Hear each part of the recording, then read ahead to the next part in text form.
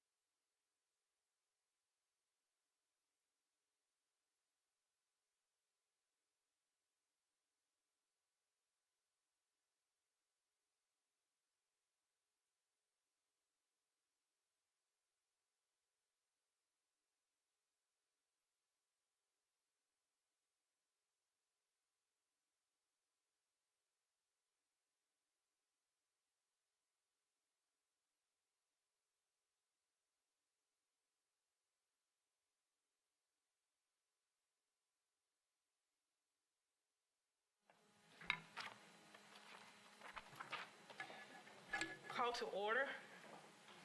This meeting of the Board Governance Committee for January 19th, 2022 will now come to order at 4:04 p.m. This meeting was called for the purposes as listed on the duly posted meeting notice.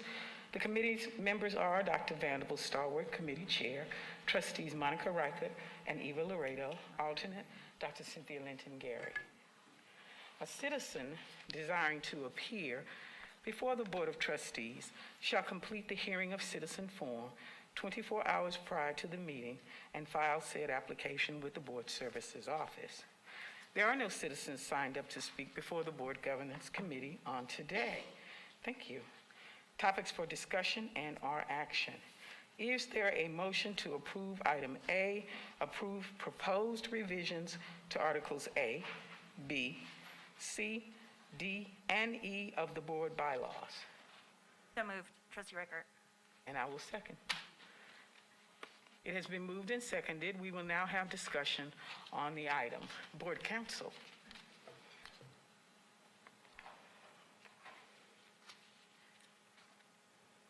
Okay, so I will just sort of start by giving an overview of the changes that are being recommended. There are some provisions that are being recommended for removal from the bylaws.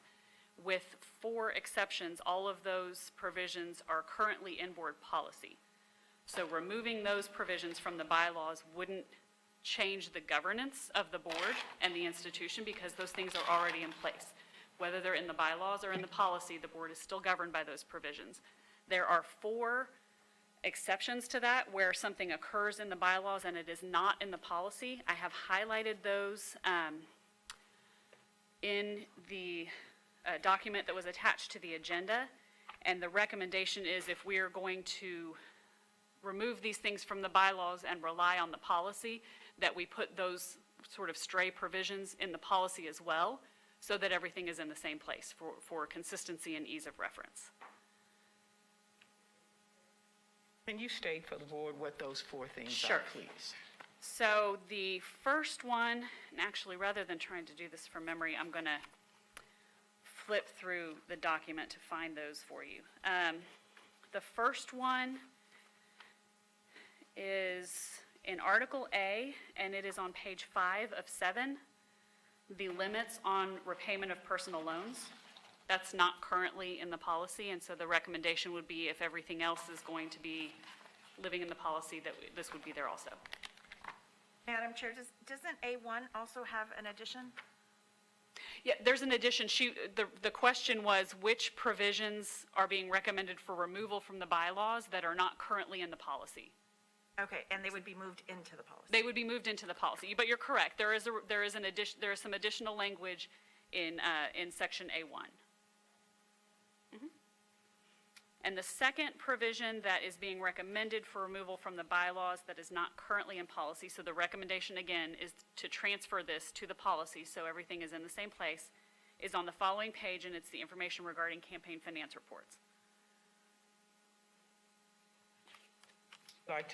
Would you like to discuss Article E concerning Yes, the minor change? Yes, Article E has 2 individual sentences that are not included in the policy, and so again the recommendation would be to move those sentences to the policy. So the first of those is under the section regarding the external auditor, and I apologize because I did not highlight this one, but on page 3 of 5, right above where the internal auditor language starts, there's a sentence that says the external auditor is prohibited from providing non-audit services to HCC. That's not currently in the policy, and so the recommendation would be, unless the board wants to change that, to move that to the policy so that the governance structure would remain the same. And then the second sentence in Article E that is not currently in policy is on page 4 of 5. And it's at the bottom of the board council section and has to do with the board council guidelines.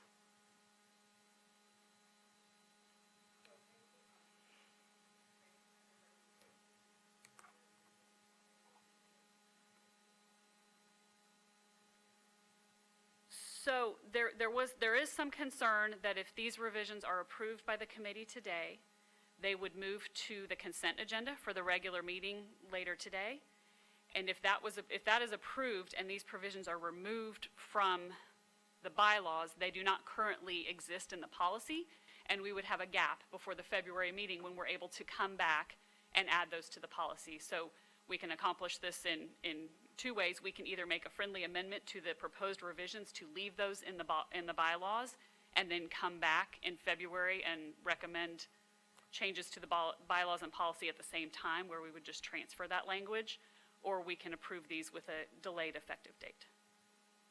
Madam Chair, I'm still confused. So there was that sentence you said about the internal auditor. I'm sorry, what section did you say that was in? In Article E, and it's the external auditor. The external auditor is prohibited from providing non-audit services to HCC.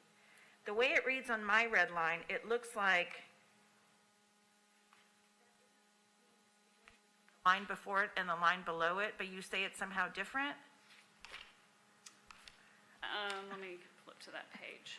You mean that it's, in the version you're looking at, it's incorporated into the paragraph above? Yes. It, Okay, so there's a list that's items 1 through 4. Right. And this is at the bottom of that. It doesn't have a number. I'm not sure why it is formatted that way, but that's how it appears in mine. not clear on what we would be doing. It just looks like it's being treated just like what's before it and just like what's below it, which is, was that intent, we're just cutting and pasting into the policy?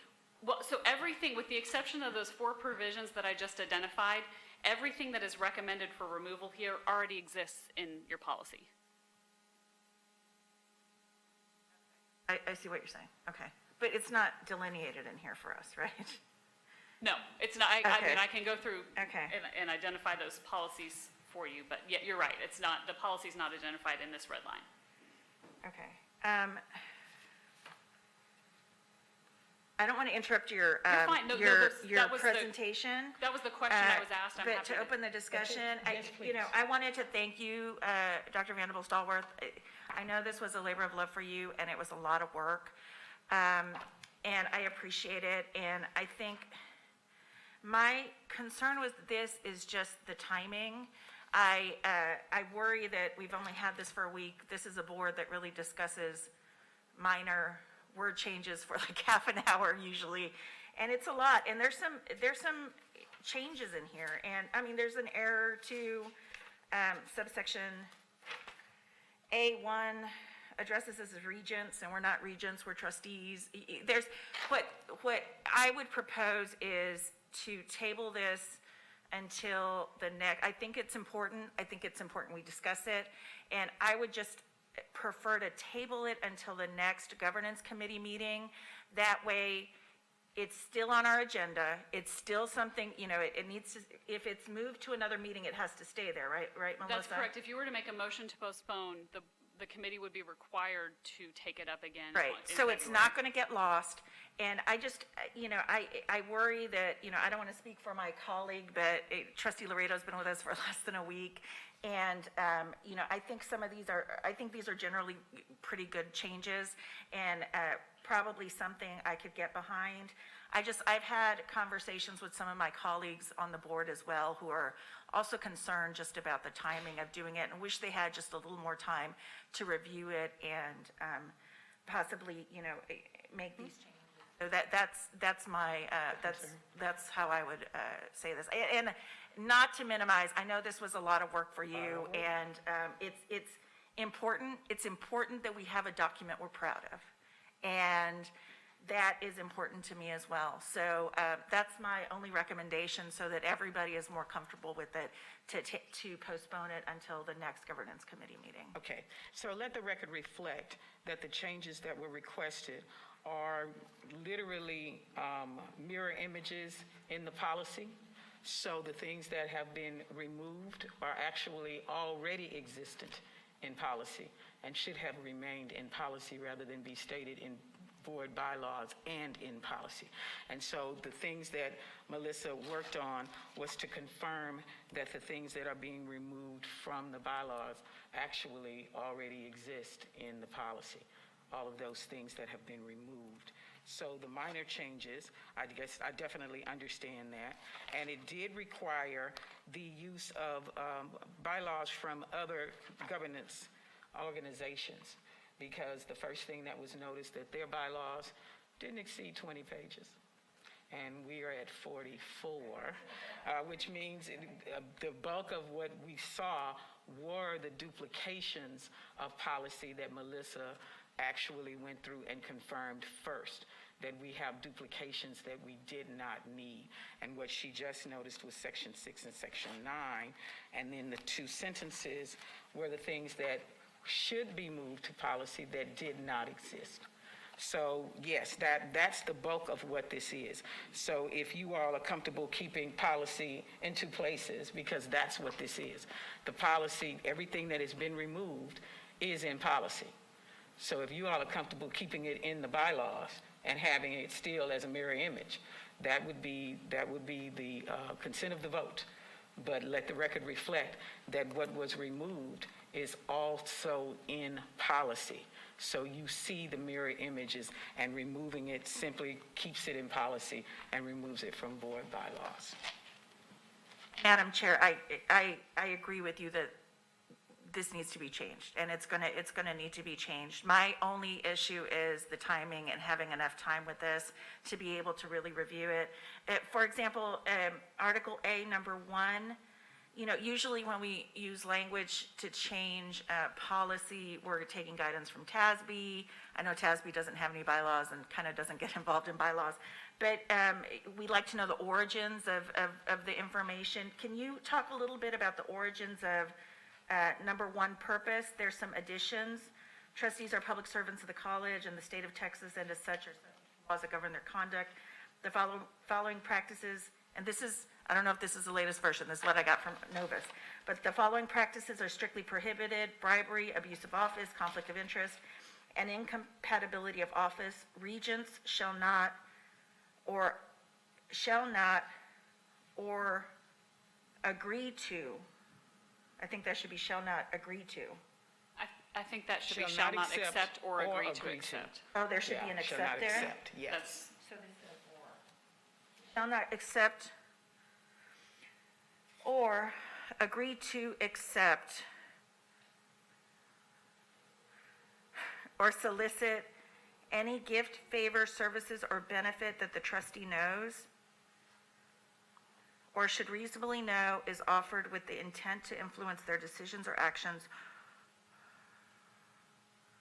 or may appear to influence their decisions or actions. 2 of these, this was in 2 places, actually. The Del Mar trustees now have their bylaws in place, and they had just revised their bylaws. And so I requested a copy of those bylaws, which I sent to my committee, so that you could see exactly what their mindset was in terms of what the general conduct is of the board according to the bylaws. Also, I went to ACCT because I needed to understand, as board members at the ACCT level, what their written statements are, and their statements mirror this. They are more general, but they do mirror this same statement. And both entities, upon talking to them, agreed that this was a statement that needed to be printed and foremost in purpose, so that when you got to purpose, this is something that was an absolute rather than something you had to go and find in policy. So that was both the consent of both of those entities, that they believed that this was something that needed to be stated. And so and that's why you see the word regions. Yeah, I figured it Del Mar was. does regions. So Yeah. that is why. But I thought that it was appropriate because we did not have that statement. I thought it was appropriate for us to make a definitive statement, as both of those entities had done and approved. So that is where that came from. Madam Chair, if I could add to your Yes. comment there, that language is consistent with the statute that's identified below. Mind if we go step by step through the additions, trustee? I think that would be helpful for me. Yes. Okay, so article, because I think we have an hour, right? Yes. Time, okay. Well, 40, Art- 41 minutes maybe. Okay, I'll go fast. Article A, subsection 1, number, I guess, letter C, it adds Chapter 87, official misconduct. Do you know why it wasn't there before, Melissa, or? I do not know why it wasn't there before. It's in our legal policy, so Okay. the fact that it wasn't there before does not mean that it's not applicable. It's just, it's already in our legal policy. I understand that the definition of senior staff is being taken out because it's duplicative of what is in the Correct. policy, is that correct? That's correct.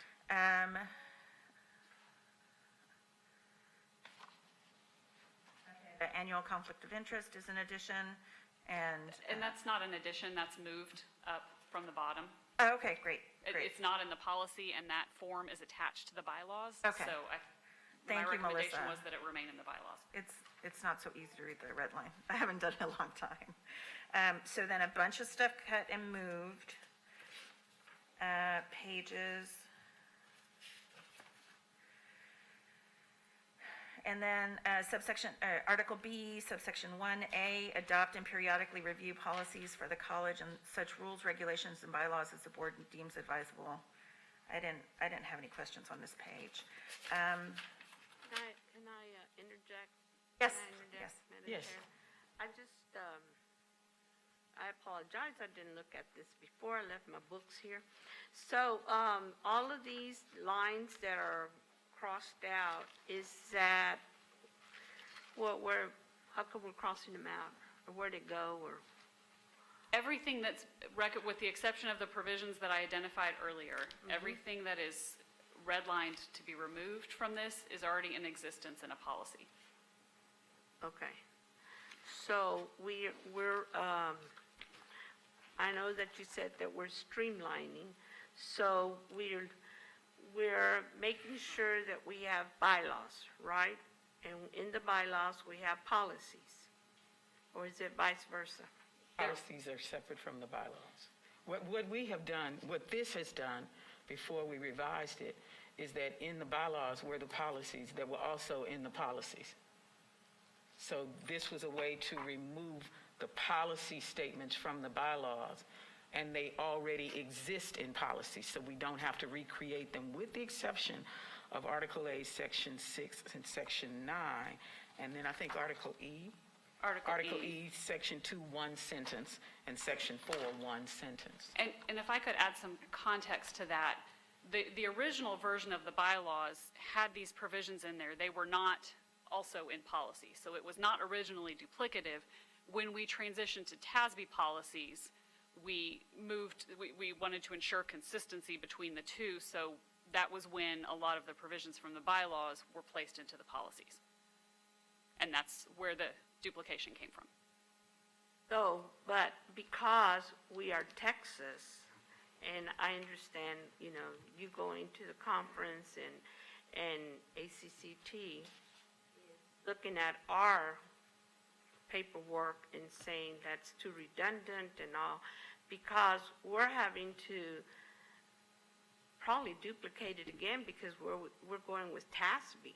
So TASB is directing us, but what about the other states in ACCT? Are they having to be redirected, or are they having to change theirs because of their state rules? Oh, actually, no. Well, the other states, the other community colleges don't have duplication of policy in board bylaw. Their board bylaws are very, very succinct. And so their policies are separate. Now, there are a few community colleges that all of that is one piece. They do straight policy, and there's some provisions, much like Lone Star. Lone Star has policy and said, this is what we do. We don't really do TASB. So for us, because of our changes that we've made in the past, but most community colleges' bylaws are very succinct, 20 pages or less. I think Del Mar is actually 16 pages. And then their policy is, this is how we do what we do. And so in community colleges at the national level, that's how they operate. That was why I wanted to see what ACCT National did, and their bylaws are even more succinct. It's several pages. It's not even 16 pages, because for them it is a very general, broad brushstroke to govern 6,500 trustees and 1,200 community colleges. So theirs had to encompass all of that. So they have very general statements for governance that all community colleges can actually operate comfortably under. Because before, we did have general statements, and now that we've become part of TASB, now they come and have changed a lot of our wording, and I know that at one time I said, well, they're taking our leadership away by being part of the TASB. And So that's if why my question is, after we delete all these lines here, how many pages will we have now? I don't know the answer to that question. We've already gone, this only goes through Article E. We still have F through H. So I don't know the number of pages that we would have remaining after this. I did want to clarify a couple of points. TASB hasn't directed us to streamline our bylaws. TASB doesn't weigh in on our bylaws or what's in them or what's not. They do weigh in on our policies. They provide us with model policies. There are some provisions where HCC's practices vary. When that's the case, we present that language to TASB to see if they have any concerns with that being consistent with best practices of the law. We work back and forth with them to make sure that anything we do that varies from their local model policy, that they've reviewed it and are comfortable with it. And Ashley's looking. I want to make sure I don't have any additional comments from General Counsel on that. Well, but at the end of the day, it comes back to HCC, what our policy is, right? Correct, yes. Yeah, okay. And for the record, we are not dealing with our policies today. We're only dealing with streamlining the bylaws by removing the policies that already exist in policy. So we're not revising policy at all. It will be in policy just as it's been stated. All we've done is get it out of the bylaws and make sure it's in the place that it should be in, which is policy. Now, I would encourage the next governance committee to tackle those policies. That would be great, because then we could really understand the flow of TASB, and some of those things, according to TASB, may no longer be relevant or applicable to us, or we can streamline them appropriately. So policy will be the next thing to attack after we've clearly revised our bylaws and streamlined them. Madam Chair, if I may, Yes. you had said something before, and I can't remember your exact wordage of the words you used with regard to the purpose of bylaws versus the purpose of policy. I think that was really important, and I wonder if you might repeat that here. I think the purpose of bylaws is this is what we do, and the purpose of policy is this is how we do it. So you don't have the stepwise detail in the bylaws that you would have in the policy.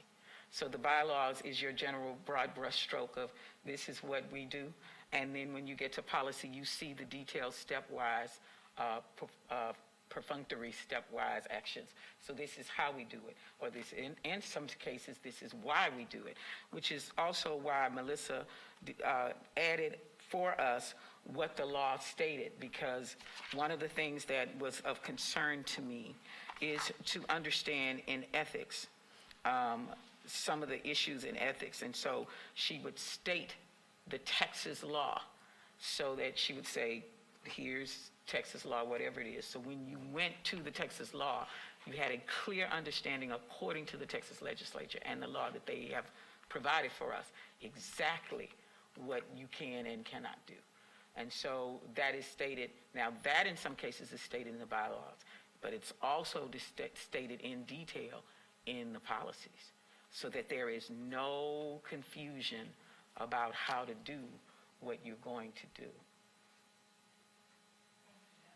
I had two more just quick questions. It looks like there's a completely new section of vacancies, and it has a lot of detail. The Board of Trustees shall interview the selected candidates and make an appointment. I mean, various things that have usually been within the discretion of the board to decide how they're going to go forward with each appointment, the process for each appointment. And I was just wondering where this came from, if this, was consistent with how some other institutions were doing it. I know we're different because we're Texas and we're HCC. We have special HCC laws, that cover us. So I know that's a little different. So I was wondering if you could talk a little bit about the origin of this section. Sure. One of the challenges we're facing in Texas is the dilemma that we have, that if you appoint someone, they stay for 2 years. If you wait for an election, the seat stays vacant and the holdover still stays in the seat. That is truly a Texas thing. But it was interesting that ACCT, upon a vacancy, the board is consulted immediately, and we are emailed saying, here is a vacancy, and here is the recommendation to fill that vacancy. And that's based on, Chancellor, correct me if I'm wrong, that is based on the Western Region chairs. Because if you have a vacancy in a particular region, then that's something that particular region has to deal with, and that nomination comes up to the ACCT National. Yes, Madam Chair, I think we're governed by different parts of the statutes in regard to the options that the board has. So I don't know that what ACCT promulgates is really applicable to HCC, because we've got the election code and the education code that we look to for guidance on next steps. So I would defer to board counsel on responding to that. But I do, if I could add observe that prior to, I think it was 2016 when the board adopted the TASB form of policies, the only document we had outside of procedures was the bylaws. So it is clear that there were many things that were put in the bylaws because there was no other document that the board could turn to. So with the adoption of the TASB form, we are finding there's a lot of duplication. And the bylaws that we had prior to that were very atypical of bylaws because they had a lot of information that were put in them that, as you pointed out, bylaws don't typically have. So I think what we're seeing here is that duplication, you have to really look at the history of how we got to where we are to appreciate that duplication, what the board is doing isn't removing the obligation or the commitment that is in the bylaws, but it's cleanup because those points are now made in other board policies that didn't exist prior to 2016. And though that vacancy, I had to actually find community colleges with elections, because it's dramatically different from community colleges with appointments, which is sometimes dramatically different because the appointment can be local or it can be statewide. So the broad brushstroke is what you see in that. You still have the option as a board to fine tune it, but the general construct is, this is the basics that you will take in order to proceed with a process.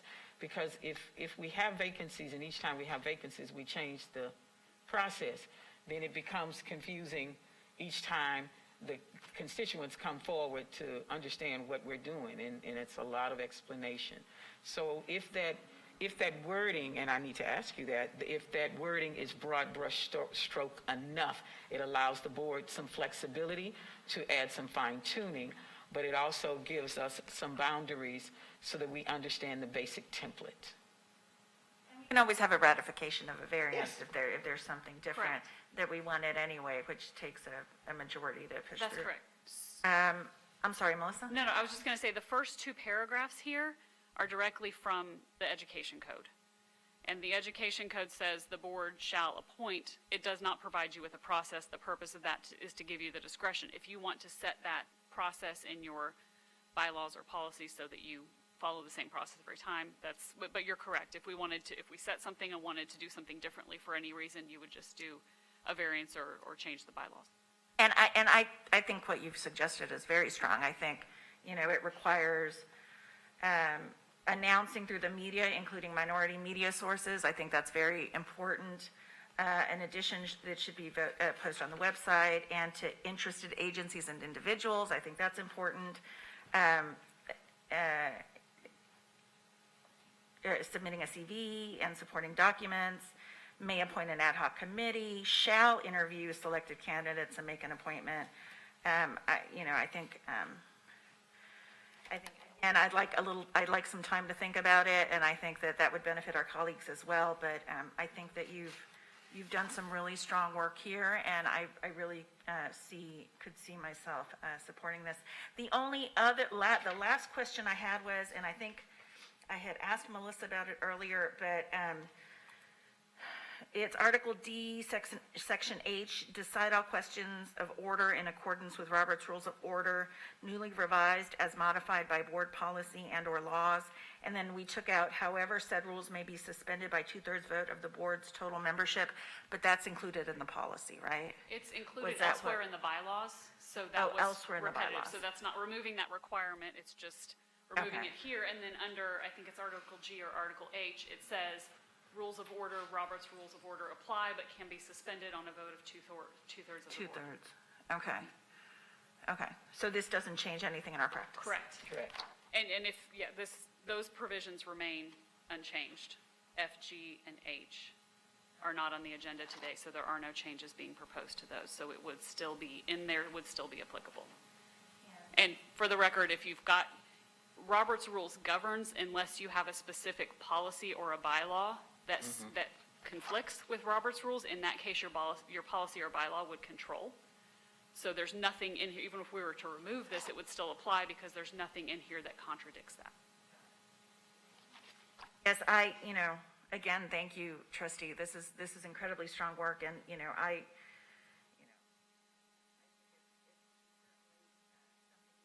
behind, the only thing my only concern is the concern I've heard from other board members that we just take a little time to think about this a little more carefully, give others some time to look at it, and then, and move it to the next board governance meeting.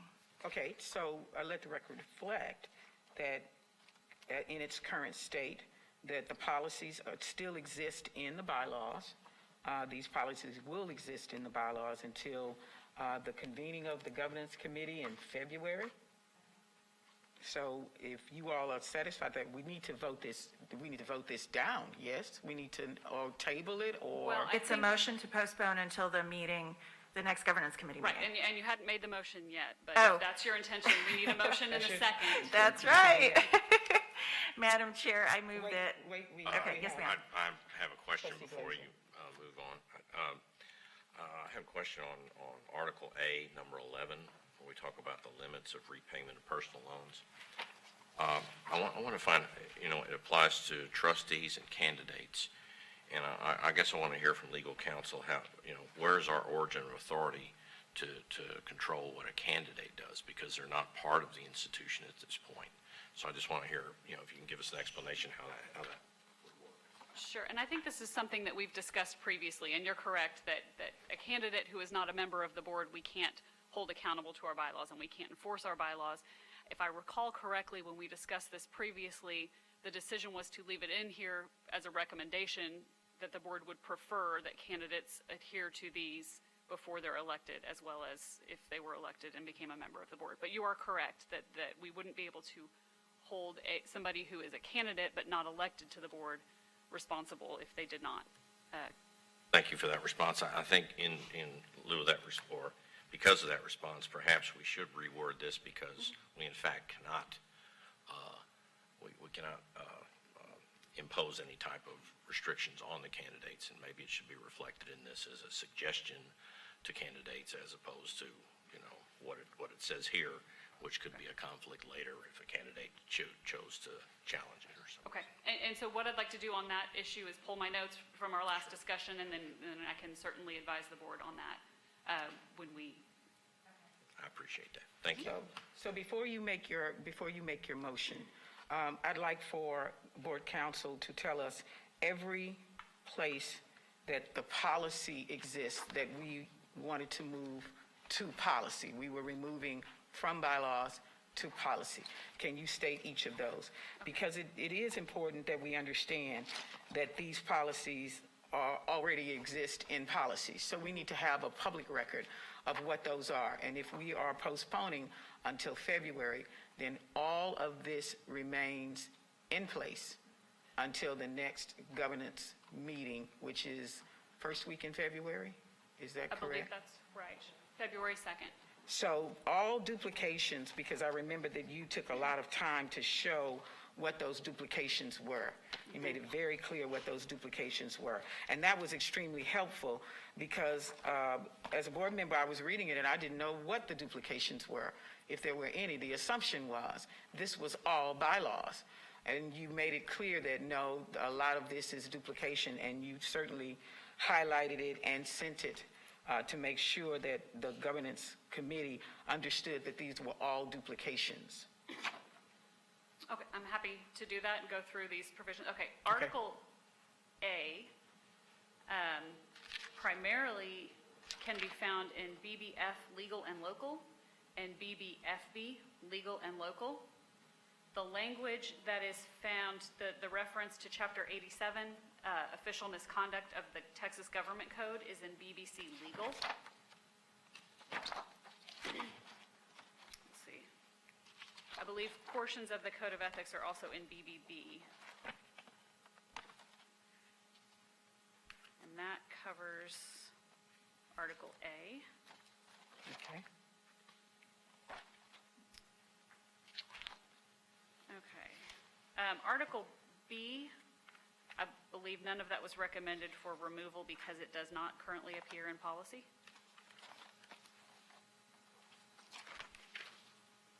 So Article B remains generally unchanged.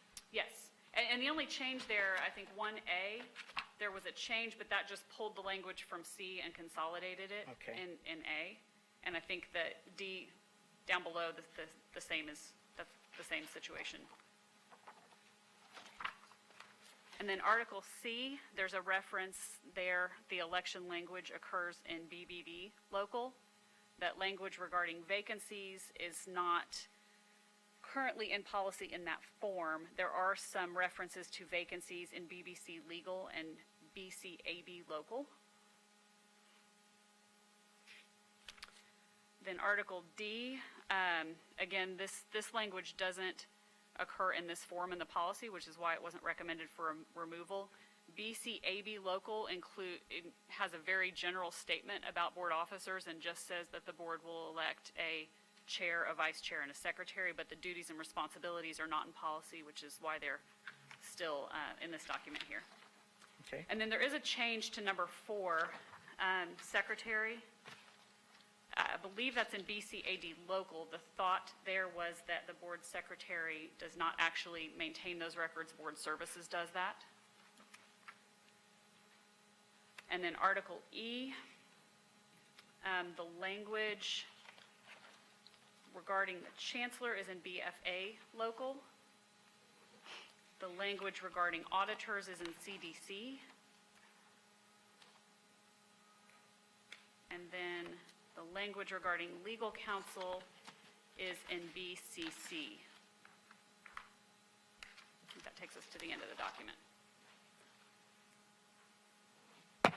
So, thank you. So the record shall reflect that the language is duplicated in the stated areas of policy, that the board counsel reviewed this and made it clear what the duplications are in the bylaws that also exist in policy, and that currently these duplications will remain in the board bylaws until, if we're going to postpone, it will remain in these duplications as stated by board counsel will remain in the bylaws until the next board meeting.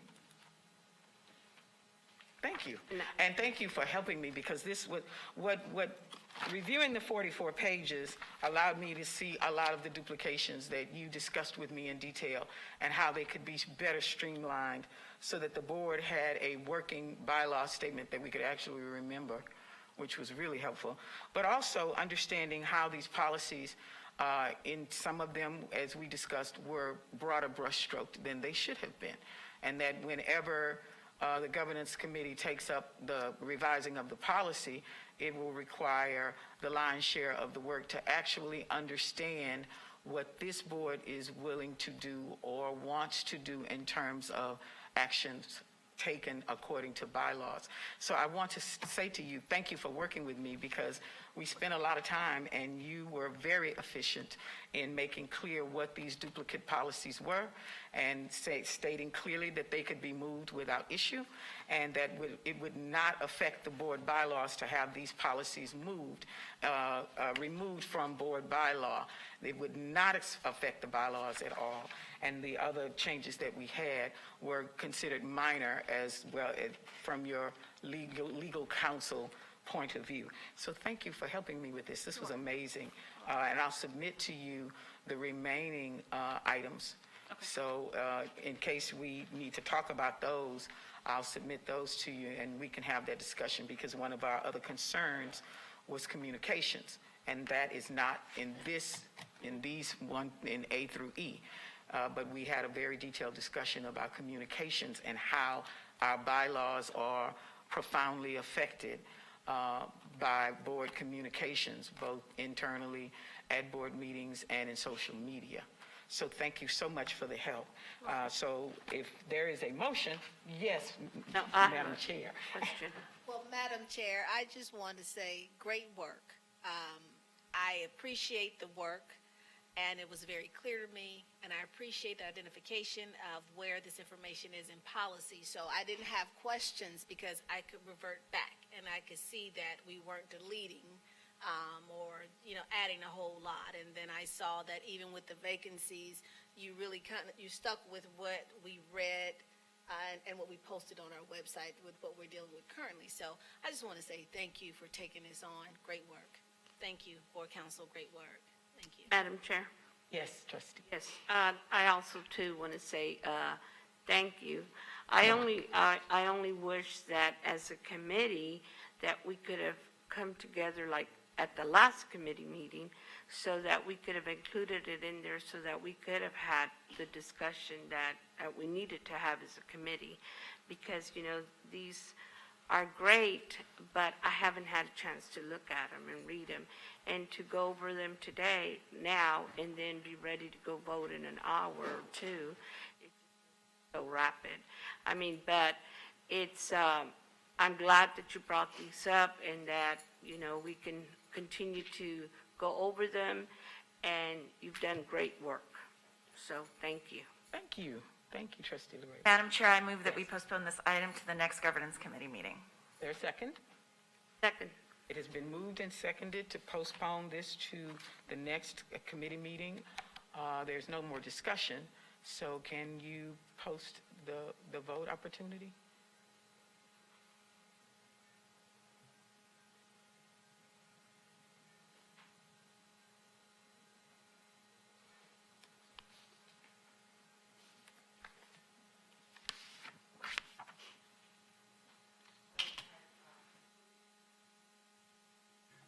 Voting has concluded. The motion passed with a vote of 2 in favor, 1 opposing. Thank you. And there are no more items on this agenda, so we will adjourn the meeting of the Board Governance Committee at 4:47 p.m. Excellent.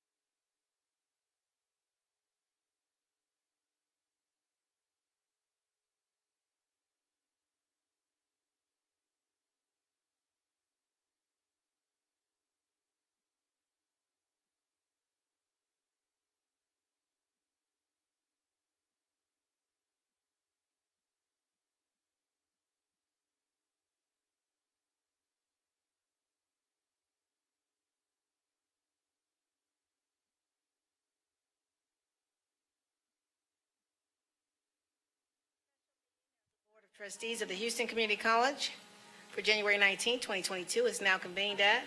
5:03 p.m. This meeting was called for the purpose as listed on the duly posted meeting notice.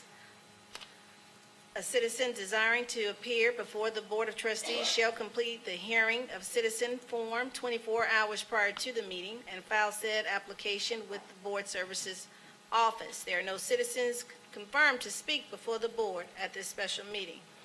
We will now move to item A, fiscal year 2023 enrollment projections. This is a report item only. No action is required. I yield the floor to Chancellor Maldonado. Thank you, Madam Chair. Trustees, we bring forward today a report on enrollment projections. There's some good news is that we're starting to hold our enrollment and in fact seeing small increases in contact hour numbers. But the forecasts are put together using methods that and algorithms that relate to K-12 employment rates and other things going on in our environment. With your permission, Madam Chair, I'll turn the floor over to Dr. Grace to step us through the presentation. Thank you, Chancellor, and good evening, Madam Chair, members of the board, and esteemed colleagues. Before I begin, I would like to acknowledge the contributions of Dr. Andrea Burridge, our Associate Vice Chancellor of Research and Data Analytics, the Chancellor's Executive Council, and my co-presenter, Mr. Devin McGee from Kennedy & Company, for their assistance and input in helping me prepare today's presentation. I would also like to remind the board that we've included additional slides in the appendices to provide more context and detail regarding the projected population growth in the HCC service area and beyond, as well as information related to student retention data and historical enrollment trends.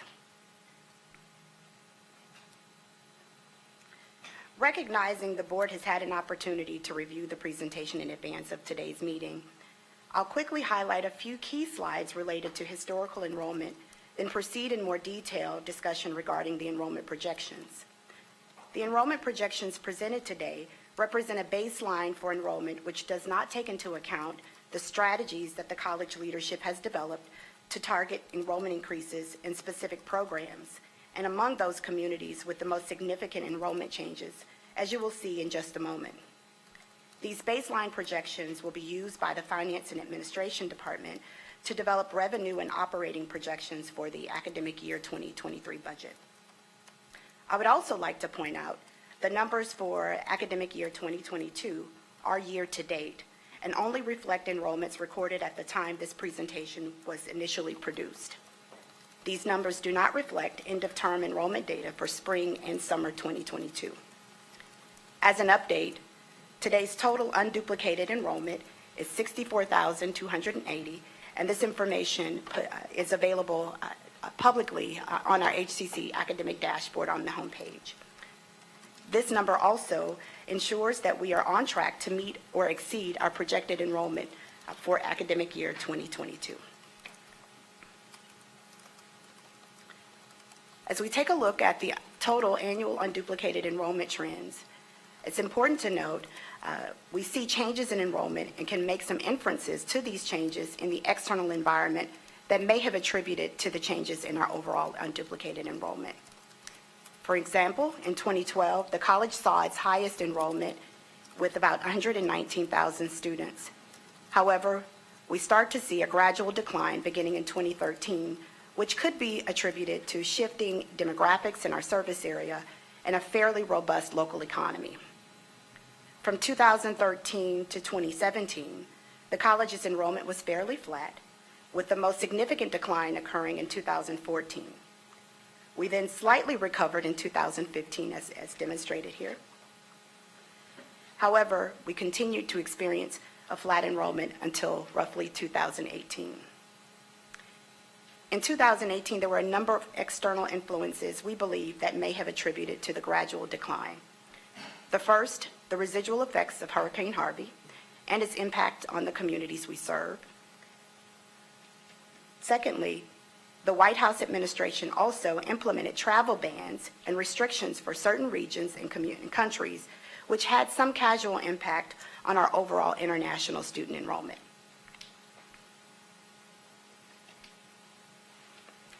Now we see the annual semester credit hour enrollment trend, which includes dual credit enrollment at the time these data were recorded for this presentation. I'll advance to our continuing education. As we look at our CEU enrollment, we notice that it mirrors the overall annual unduplicated enrollment trends. In late 2019, the CEU division underwent a transformation in order to align CEU programs with the respective centers of excellence at the colleges. The presidents, the deans, and their local leadership continue to work collaboratively with district administrators to identify opportunities to scale programs across the district. However, the onset of COVID, obviously in 2020, impeded the momentum of this work due to the inability, to offer full-scale workforce program labs, courses, and face-to-face courses during the second half of the 2020 academic year. In 2021, the college made adjustments to find ways to safely expand our capacity to serve more students in the high-demand workforce occupations. While we never expected that we would continue to be living in this new reality, the work continues, and we're optimistic about the future of our CEU program enrollment growth and the ability to attract new students, individuals interested in reskilling, upskilling, or incumbent workers. We attribute, and we are optimistic about this growth, due in part largely to a number of recent workforce grant opportunities made accessible to the institution. For example, the Texas Reskilling Grant and PepsiCo grant initiatives, to name a few. Next is our dual credit enrollment trends. Our dual credit enrollment remains steady in our service areas ISDs, with Katy ISD and Stafford ISD experiencing a slight increase during the 2021 academic year, as noted on the slide. As we look at retention rates, we believe that due to the strong academic support and the support of our advising professionals and counselors during the pandemic, HCC experienced a relatively small drop in retention rates during the COVID period. Fall to spring retention rates have already returned to their previous levels for fall 2020 entrants. My colleague Devin McGee will come back and provide more context around the projections that you see here in this slide later in the presentation. As we look at the change in our enrollment based on the service area map, we see where we've experienced the most significant change relative to the population size in the impacted areas, as demonstrated by the darker shades of brown on the map. The largest impact is around the Central College area with a change of 65%, followed by a 60% change in the Northeast area. And I apologize if you can't see it. I hope you were able to read this in your handout or in the documents, the material provided in advance. And then next, we see about a 25 to 30% average change in enrollment in our Southeast service area. From an equity perspective, this map is extremely helpful as we look and think about the types of programs and services we should offer in these most significantly impacted communities that we serve in an effort to recapture enrollment. Using these data to inform our marketing and outreach strategies will be used on a consistent basis. Now that you've had an opportunity to review enrollment trends, I'd like to turn this portion of the presentation over to Devin McGee with Kennedy and Company to discuss the enrollment projections, assumptions, and the methodology used to deploy this research. Before proceeding, it's important that the board understands the projections included in this report are based on a series of statistical models which do not take into account the number of nuances and initiatives the college has deployed or will be deploying in an effort to increase enrollment. The numbers you see in this presentation represent a baseline upon which the administration will identify and establish enrollment targets for growth. These targets will be presented to the board during the February board meeting. I'll now turn the presentation over to Devin. Thank you, Dr. Grays, and thank you, board members, for inviting me to present this evening and to share our findings with you all thus far. I think one of the points that Dr. Gray's made that is certainly well-founded, and I'll ask you to continue coming back to throughout the course of the evening, is that these projections are what we would call a baseline, and we do anticipate that some of the great strategies that are already underway via Dr. Gray's office and the academic leadership at HCC potentially might provide some upside here. But what we wanted to do is take a hard look at what the demographics-based kind of enrollment projections and what the understanding of population flows in the service area might predict in terms of enrollments going forward. So with that being said, I'm looking on slide 11 right now at the glossary of terms, and is run through a few definitions that we are going to continue coming back to over the course of the next couple of slides. When we say SCH, we mean semester credit hours that are not inclusive of dual credit students. Isd Enrollment Projections, it's important to note that when we are looking at understanding what demographics-based enrollments and population trends are going to be looking like and what they're projected as over the course of the next couple of years, the best and most granular data we have is that provided by the ISDs and the enrollments expected in ISDs. So when you see ISD enrollment projections, it's important to note that those are used as proxies for highly granular and highly localized growth in specific service areas, and they do not necessarily mean that they're a growing number of necessarily ISD folks that have graduated from that ISD or that have completed their study in the ISD. It's really more of the population within the ISD that we're talking about.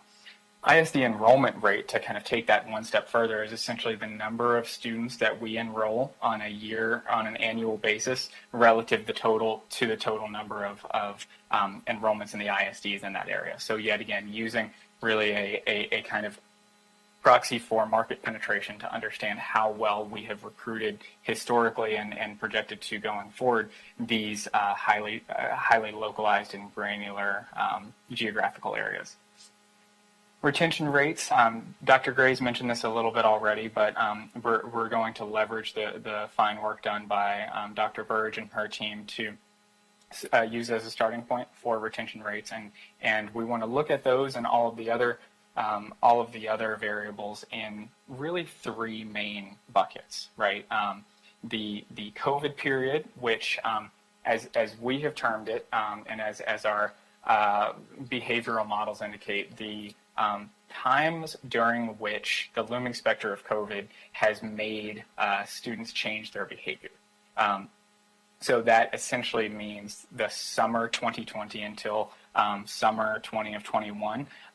Obviously, fall of 21 had some overhang there as well, and potentially spring 2022 will as well. But we're going to account for those going forward in the next in next year's projections. But for the time being, we want to look at what happened during the COVID period and separate it from the pre-COVID period, which is essentially anything up to and including spring of 2020, and then what we're terming the post-COVID period, so to speak, where vaccines were widely available and they enabled a return to in-person classroom, in-person classes, because that is one of the main components and one of the main variables that we want to allow for in our model.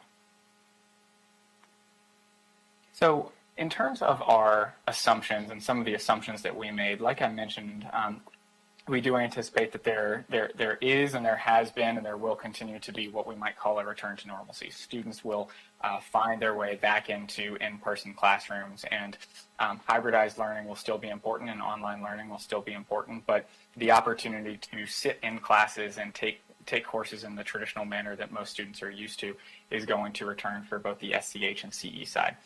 That is particularly important on the CE side because a number of CE courses and programs were either not offered, they could not be offered, or they were offered and the academic or educational experience of offering those courses online made it more complex and challenging to recruit students. So for CE particularly, the return to in-person coursework we anticipate will have a pretty profound effect in terms of recovering enrollments over the course of the next couple of years under what we're calling the baseline scenario. Devin, I mentioned previously. If I may Yes. just chime in, because we are unable to share the presentation, and I want to give the board context for where we are. Trustees, if Great. you are looking at a hard copy of the document, we're on page 12. We're going over enrollment projection assumptions. And I apologize. Now, if you can proceed, Devin. That's great. Thank you very much, Dr. Grace. I'm sorry, where would that be? On here, where? So the slide is projected here. Is it possible to keep the slide projected? I'm under, So, yeah. Got it, I got it. I was on the wrong page. Devin, are you able to share your screen? We just want to ensure the trustees can follow along. If you're, Can't. thank you.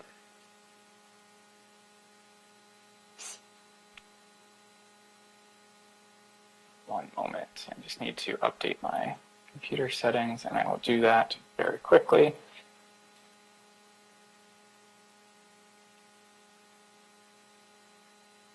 Okay, let's see if it will work now. It is okay. It is giving me a little bit of trouble, Dr. Grace. I apologize. It's saying that I can do it, and it'll shut down WebEx for a moment. I can do that. If you'd like, it just needs to restart, I think. No, let's proceed. Okay. We won't. Okay. Well, what I'll try to do is reference the slide numbers, just so that folks, if you have a hard copy, you can reference them as I'm going along. But on slide 12, kind of talking through some of the assumptions that are going to guide the enrollment projections model that we've laid out. In future years, we do anticipate that essentially what we're calling the baseline growth rate, in straightforward, simple terms, that the SCH enrollments are going to grow at the same level and at the same rate as the ISDs from which HCC recruits. So that is obviously a composition and a basket of a number of ISDs in the metro area and to the west and north and south of the Houston metro area. And we want to make sure that we are accounting for the individual growth rates projected in each of those areas and using that to project growth rates out in the future. On the CE side in particular, like I said, continuing to think about how the in-person experience is going to be the one that is going to drive primarily student behavior and is going to enable us to recover CE enrollments, as Dr. Grace mentioned, and as you saw in some of her slides previously, CE enrollments were impacted even more so than SCH during the last 2 years or so. And we do anticipate that as we exit the COVID-imposed inability to deliver in-person courses, that hopefully there will be a sharper recovery on the CE side going forward. For retention and returning students, the work of the academic success team at HCC is really impressive. That during the course of the last 5 or so years, there has been no real drop-off in the retention rates, and Dr. Graves mentioned that on slide 8. You can see how stable those have been from fall to spring and fall to fall over the course of the last couple of years. So we do not anticipate that there's going to be any changes to the retention rate going forward in our models. Proceed on to slide 13, and this is where the rubber kind of meets the road, where we see what the projected enrollment growth rates look like on the COVID, on the SCH side. And we identify that COVID period, we did see a significant drop, and that is in the larger context of some data nationwide, and community college enrollments dropped about 14%. So HCC did feel a similar effect there, but we anticipate that going forward, the market strength of HCC, the really strong relationships that it has with the communities in which it recruits, and the brand power that HCC has will allow it to continue to recruit at least the same levels that it has been recruiting at from the service areas in which it serves students. So we do anticipate what we would call modest growth over the course of the next couple of years. You see that increases are projected at about 3.4, 0.7, and 1.3% respectively over the course of the next few years. from their nadir during the last academic year. And these growth rates, as I mentioned previously, are informed by the growth rates in the underlying ISDs and the prevailing ISD enrollment rate, which to remind you all, is essentially the number of SCH students that HCC that matriculate to HCC in a given year relative to the essentially the total population. So, like I said, this is the baseline, and this does not account for some of the opportunities to increase enrollments with some of the successful implementations of strategies that Dr. Gray's mentioned previously, and that I know she's going to go into a little bit more here. Also important to note that this is not inclusive of dual credit students. This is SCH only. On slide 14, that is where we look at the CE side. And as Dr. Gray's mentioned, and you can see here that there was much more of a precipitous drop-off in CE enrollment over the course of the last couple of years. And this is a trend seen at a number of other institutions on the CE side or the workforce development side or corporate college. Any of these non-credit offerings that community colleges deliver to their students, we have seen this broadly nationwide with other community colleges that we have worked with. All that being said, with that more precipitous drop-off from the inability to offer a lot of these courses in person, moving them away from the online offering or the hybridized offering into a more in-person component is much more is much more effective at ultimately getting enrollments and enrolling students in these programs. You think of an English as a second language program or a welding program or a HVAC technician program.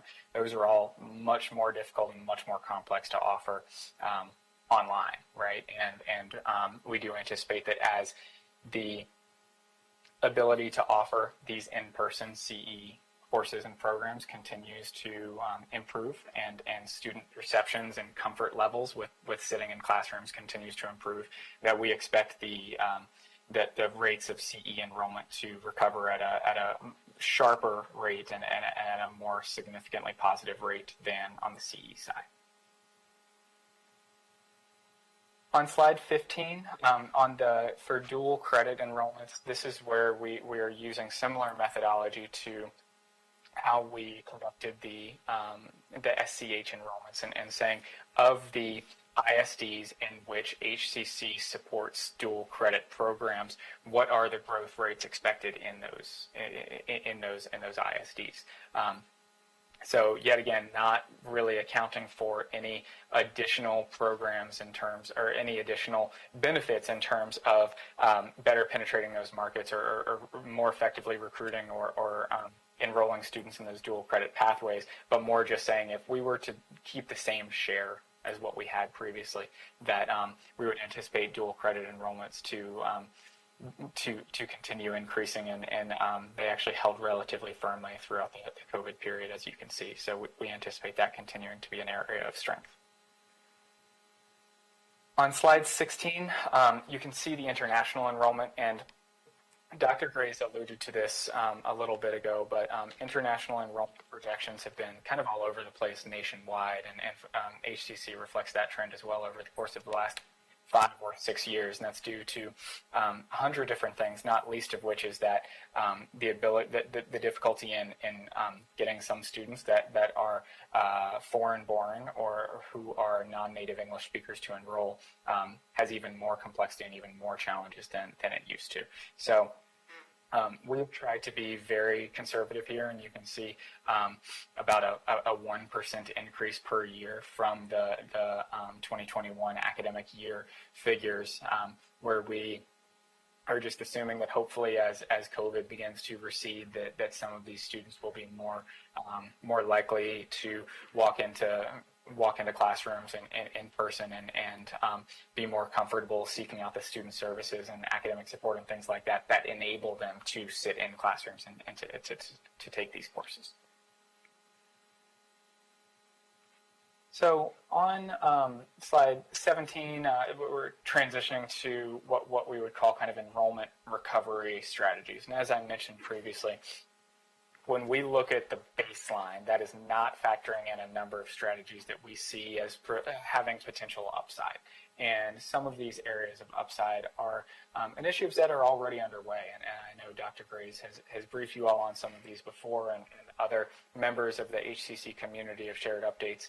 But the combination of kind of the student experience via the website and the rollout of the new CRM tool, we expect will have significant impact on students' likelihood to ultimately matriculate to HCC. Each of those things are massive initiatives that really are not factored into the baseline model that we're looking at. A better aligning what I might call a kind of cohesive online strategy that is institution-wide and is fully kind of incorporated and integrated into the operations of the institution is going to be really important, and I'll talk about that a little bit more here in a moment. But the competition is becoming much more intense for online students, and it is becoming much more intense for in-person students via the online pedagogy. There is more mixing of online versus in-person students and students that are really seeking out flexibility as their main decision-making parameter. And lastly, one of the other areas of upside is we talked about how stable retention has been, but there are potential retention upsides. And I know that some initiatives under the Student Care Center and things like that might help to standardize and optimize the student experience by providing more and better student services in a more kind of standardized package. It is going to be a potential opportunity for HCC to continue to retain and improve its retention of students in particular. Some of the risks can't be discounted, though. There's a very significantly competitive community college landscape in the Houston metro area, and you all are competing more with non-community college providers now, mid-COVID and post-COVID, than you would have beforehand. The ability and the willingness of other institutions, whether they be community colleges or four-year institutions, to launch and manage as a strategic initiative their online education platforms is an area where where HCC will see some risk in potentially losing some of those in-person students that you all have recruited so well over the course of your history, if we don't find a good way to meet students where they are and provide them with the level of flexibility that they need. One of the other interesting components is kind of what the changing demographics in the underlying recruiting areas and service areas and ISDs that Houston Community College recruits from, what that means for the recruiting in future years and how likely some of those students will be to attend HCC versus attending other community colleges versus attending four-year institutions via online or in-person programs. That's going to be something that we'll have to continue to keep our eye on. And then lastly, some of the other risks might be in just delays or operational limitations and kind of continuing the same high level of service and getting the same, what we're calling ISD enrollment rate, basically, as we have in the past. Just continuing to ensure that we can reach into the communities that HCC recruits from and continue to do really good work in recruiting students from those communities. On slide 19, what I'd like to do is just drill a little bit deeper in what I see and what Kennedy and Company and our team has seen from a number of conversations and digging into a whole lot of data and working with a number of other community colleges at other regions throughout the country. This idea of a big picture, cohesive, and kind of integrated online strategy is going to be something that more institutions are going to are going to need to think about as kind of a standard course of service rather than potentially a bonus, so to speak, of picking up online students in addition to in-person students. HCC historically has had such a huge advantage in terms of its brand perception and its physical infrastructure in the city of Houston and the metro area. But during COVID and post-COVID, students are now more comfortable with online learning than ever before. A lot of students were forced to get comfortable with it all of a sudden in March 2020, but now a couple of years in, they're much more comfortable with the idea of attending courses online or progressing with their higher education online. What that means is that the strong physical infrastructure and marketing infrastructure and recruiting network that HCC has developed, while still incredibly impactful to continue to recruit in person and even some online students, there needs to be an ability to reach into these communities and allow students that are making decisions based on flexibility and don't have time to fight Houston rush hour traffic to get to an in-person course, can do so from home. And they can do so with defined pathways via online courses and online programs and things like that. And not only the instructional or classroom experience, but also what the student services infrastructure looks like with with more online education and more online enrollments, how we meet those students where they are and provide really good advising or financial aid or student account support over the phone or virtually rather than in person at offices. So I do think this is probably the biggest single area of opportunity that we see from our vantage point doing similar enrollment work at community colleges around the country. And I do think that it's probably going to be challenging, although not impossible. It will be challenging to recover enrollments all the way back to kind of the pre-pandemic periods and the high water mark, like Dr. Graves mentioned in 2012, without really strong, cohesive online education strategies. So I will pause there, and I believe kick it back over to Dr. Grace for the next couple of materials. Yes, thank you. Thank you, Devin, and thank you for the detail. Trustees, as we go to the next slide, in addition to the online strategy, and you will be hearing more about that, I know the administration will be meeting, as I shared. We will be presenting a series of enrollment targets that more specifically hone in on our ability to grow beyond the baseline numbers that you saw. It's going to be important that we also think about a cohesive strategy that really elevates the brand, that puts HCC in a position to not only be competitive, but also to think beyond our current state in terms of how we're operating and delivering the student experience virtually. So you'll hear more about that, and we're excited about the work that we'll be doing collaboratively as a council with input and guidance from our chancellor. I do want to pivot and talk a little bit about the strategies. What are we doing specifically in terms of supporting enrollment? As you heard the chancellor share earlier, we are where we think we are seeing finally the uptick. We've stopped the hemorrhaging. We're starting to experience some incremental growth, and we're excited about the possibilities now. Students are feeling much more comfortable. They're much more optimistic about the experience. They're getting comfortable navigating this new post-COVID environment, and we're prepared to serve them. We're prepared to pivot as needed and ensure that we're providing a standard of safety and care, but also ensuring that we're enforcing rigor and we're working closely with our faculty and our student services professionals to provide professional development to ensure that they're ready to serve students at their point of need. A couple of strategies that we've deployed.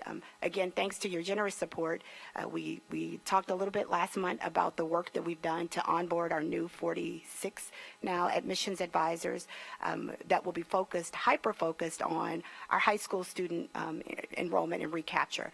These are the individuals that you'll recall are assigned to our service area ISDs. They're working specifically in those high schools to provide students and parents with the assistance needed to complete the onboarding process. That's application, that's financial aid, but that's also, more importantly, career and pathways advising, ensuring that students understand the career options available to them, not only from an academic standpoint, career, but also, transfer, but also from a career, short-term workforce training, skills training standpoint as well. We're going to continue the work that we're doing with our CRM.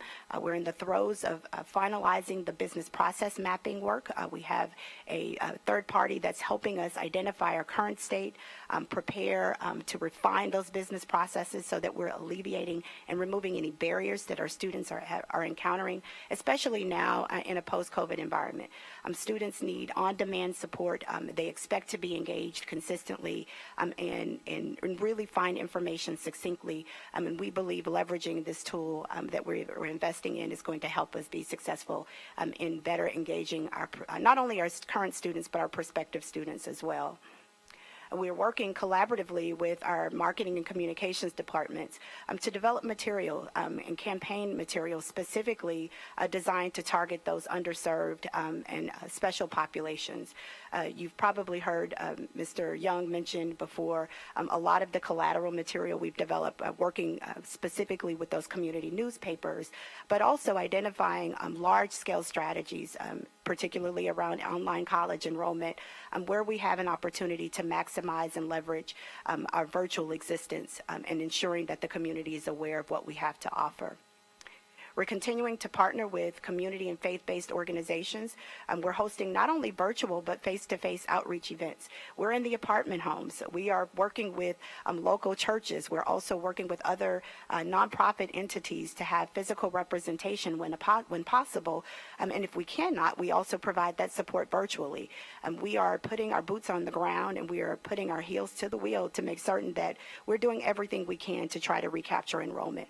We know that our demographic has shifted, but that does not mean our efforts have discontinued. We are very focused with the leadership of the presidents and with the support of our marketing and our instructional services partners to ensure that we are indeed doing every effort we can to recapture the lost enrollment. Lastly, we're excited about our QEP, which is focused on personalized pathways learning. This work is integral to ensuring that we are optimizing the student experience at HCC. We are identifying areas not only of academic and career focus, but also those things like wraparound services that are essential to ensuring that students have what they need to be successful.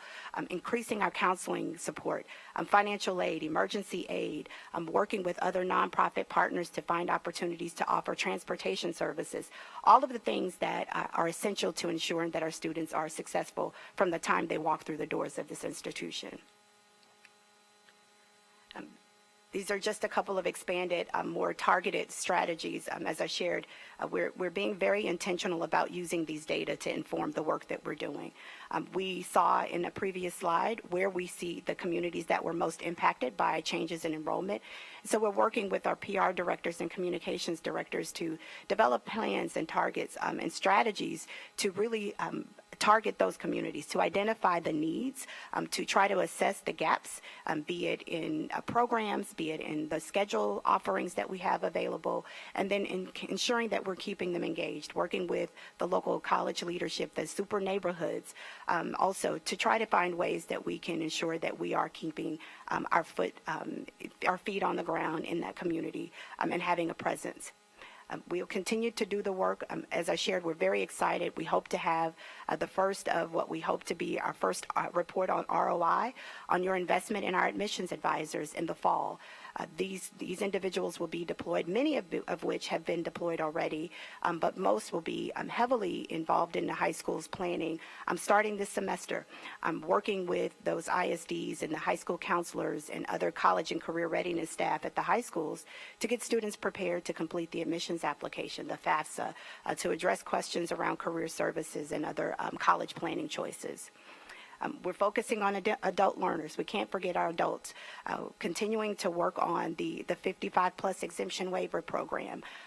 This is an opportunity for us, again, to elevate our brand.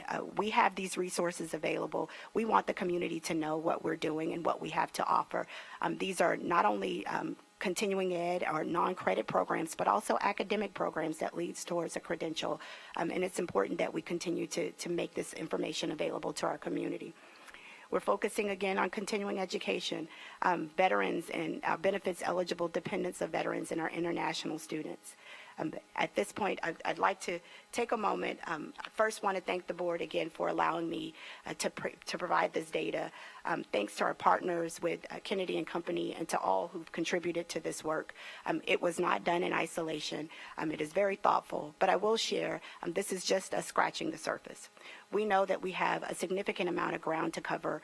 We're working very diligently to identify opportunities beyond what you see here as identified in these strategies to ensure that we're doing all that we can to recover enrollment loss.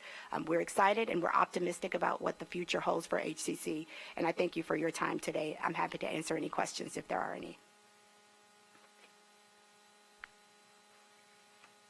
Thank you. Great presentation, and I think we probably do have a lot of questions, so I'd like to open the floor for questions. I recognize Trustee Wilson.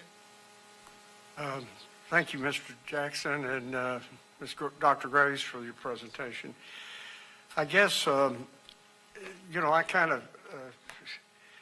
really alarmed at this presentation. I kind of feel like I just stepped on the Titanic and it's halfway sunk. If you look at page 3, where you say our enrollment 7 years ago was 115.6 thousand for the unduplicated, and we're projecting 53 or 58.3 now. That's almost a 50% decline in enrollment over the last 7 years, if that projection from 21 to 22. Let me clarify, Trustee Wilson, and that's a good question. I do want to clarify. The numbers you see here in terms of unduplicated enrollment are year-to-date figures. These are not the projections. This is where we are at the time that the report was produced. So these data were pulled at the end of the fall semester, and this is just a snapshot of our current enrollment. What it does not take into account is the spring, and because we continue to register for spring. In fact, classes started yesterday, and we're still registering for second start and subsequent terms, nor does it take into account end-of-term data for our summer sessions as well. On page 4, then, what... So the difference between the two? That's not a trend? It is. Yeah. It is a From current state. 69.3 to 53.0 thousand? It is. I will share, and perhaps I can clarify for the board. The numbers that are reflected prior to 2022 are end-of-term data. That means that all of the official reporting had been submitted to the state. What you see, and there's an annotation at the bottom of the slide, the numbers for 2022 represent year-to-date information. So while you see historical enrollment trends, the most recent data does not reflect the end-of-term enrollment. All right, so if you go back to page 13 with your projections of 71,000, so it's maybe not down 50%, it's only down 35%. That's still catastrophic to me that we've sat here for 7 years and let this big of, and I realize Harvey and I realize COVID, but we're not doing as well as our fellow community colleges. And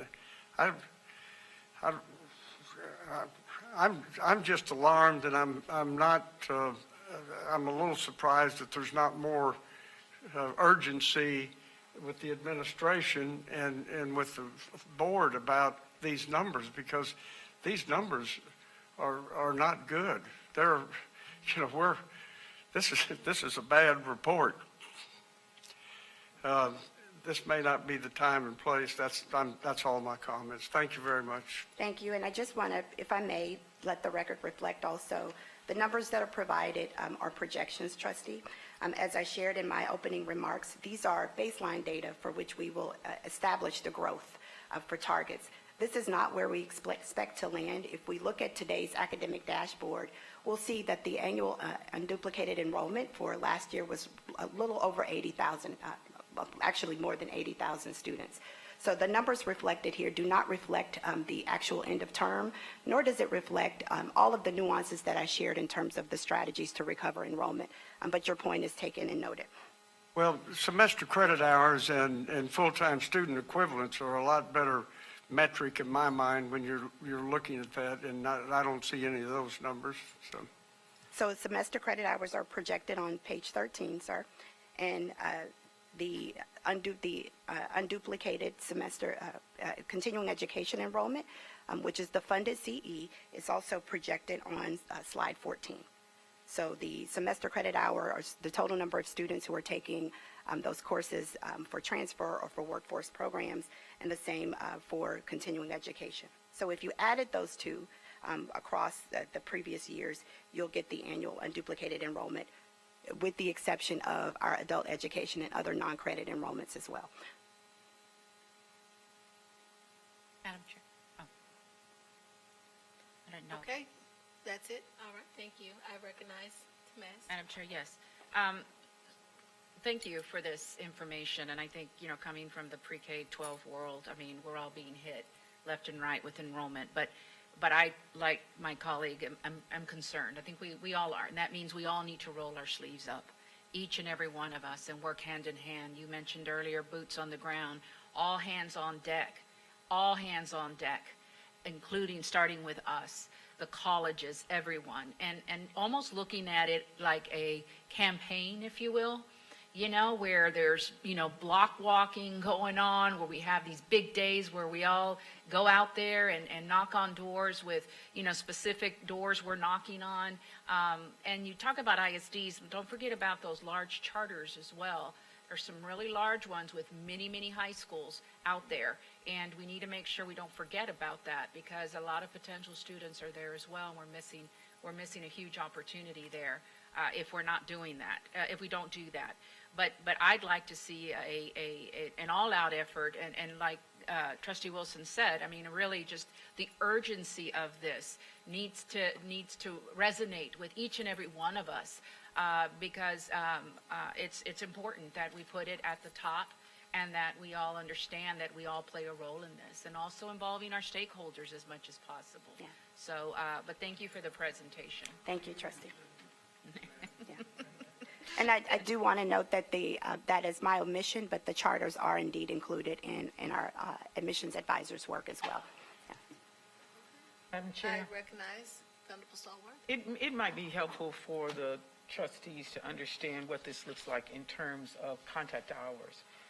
83,000 students versus 115,000 students. What does that look like in terms of contact hours that we collect? Because that determines what our budget will be, at least from the state.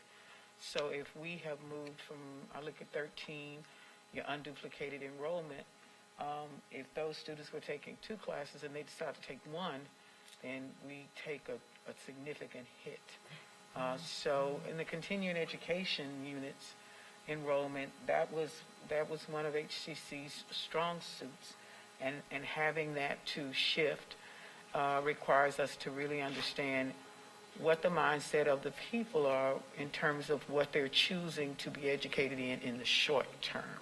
So if these values were to be translated to contact hour credits, what does it look like financially?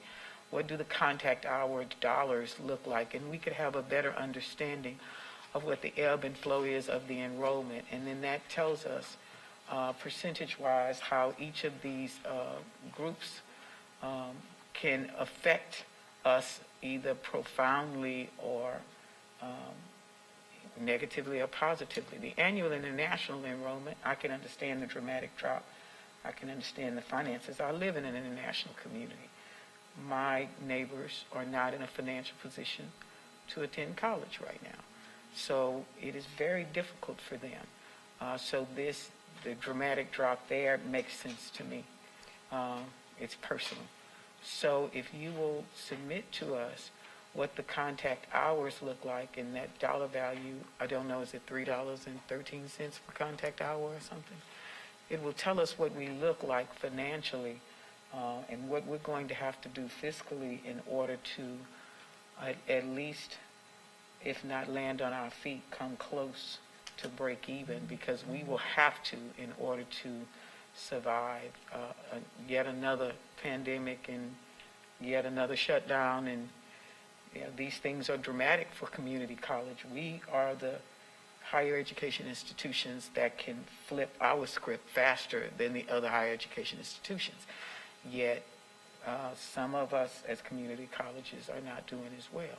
So if you can give that to us, the enrollment versus enrollment and contact hours gained from enrollment for the high end and the low end, we can understand what we're looking at fiscally. That would be helpful.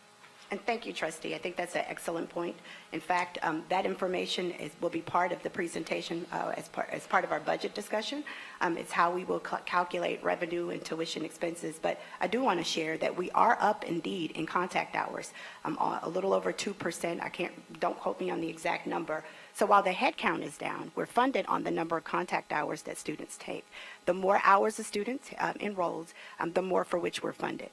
That is part of our student success metrics, and that is indeed where the bottom line as it relates to revenue is how it's generated. So thank you. I think that's an excellent point you raised. We're happy to provide more context as it relates to these projections and our targets, and that's reflected in the budget presentation next month. Questions? Yes, I recognize Linton Garrett.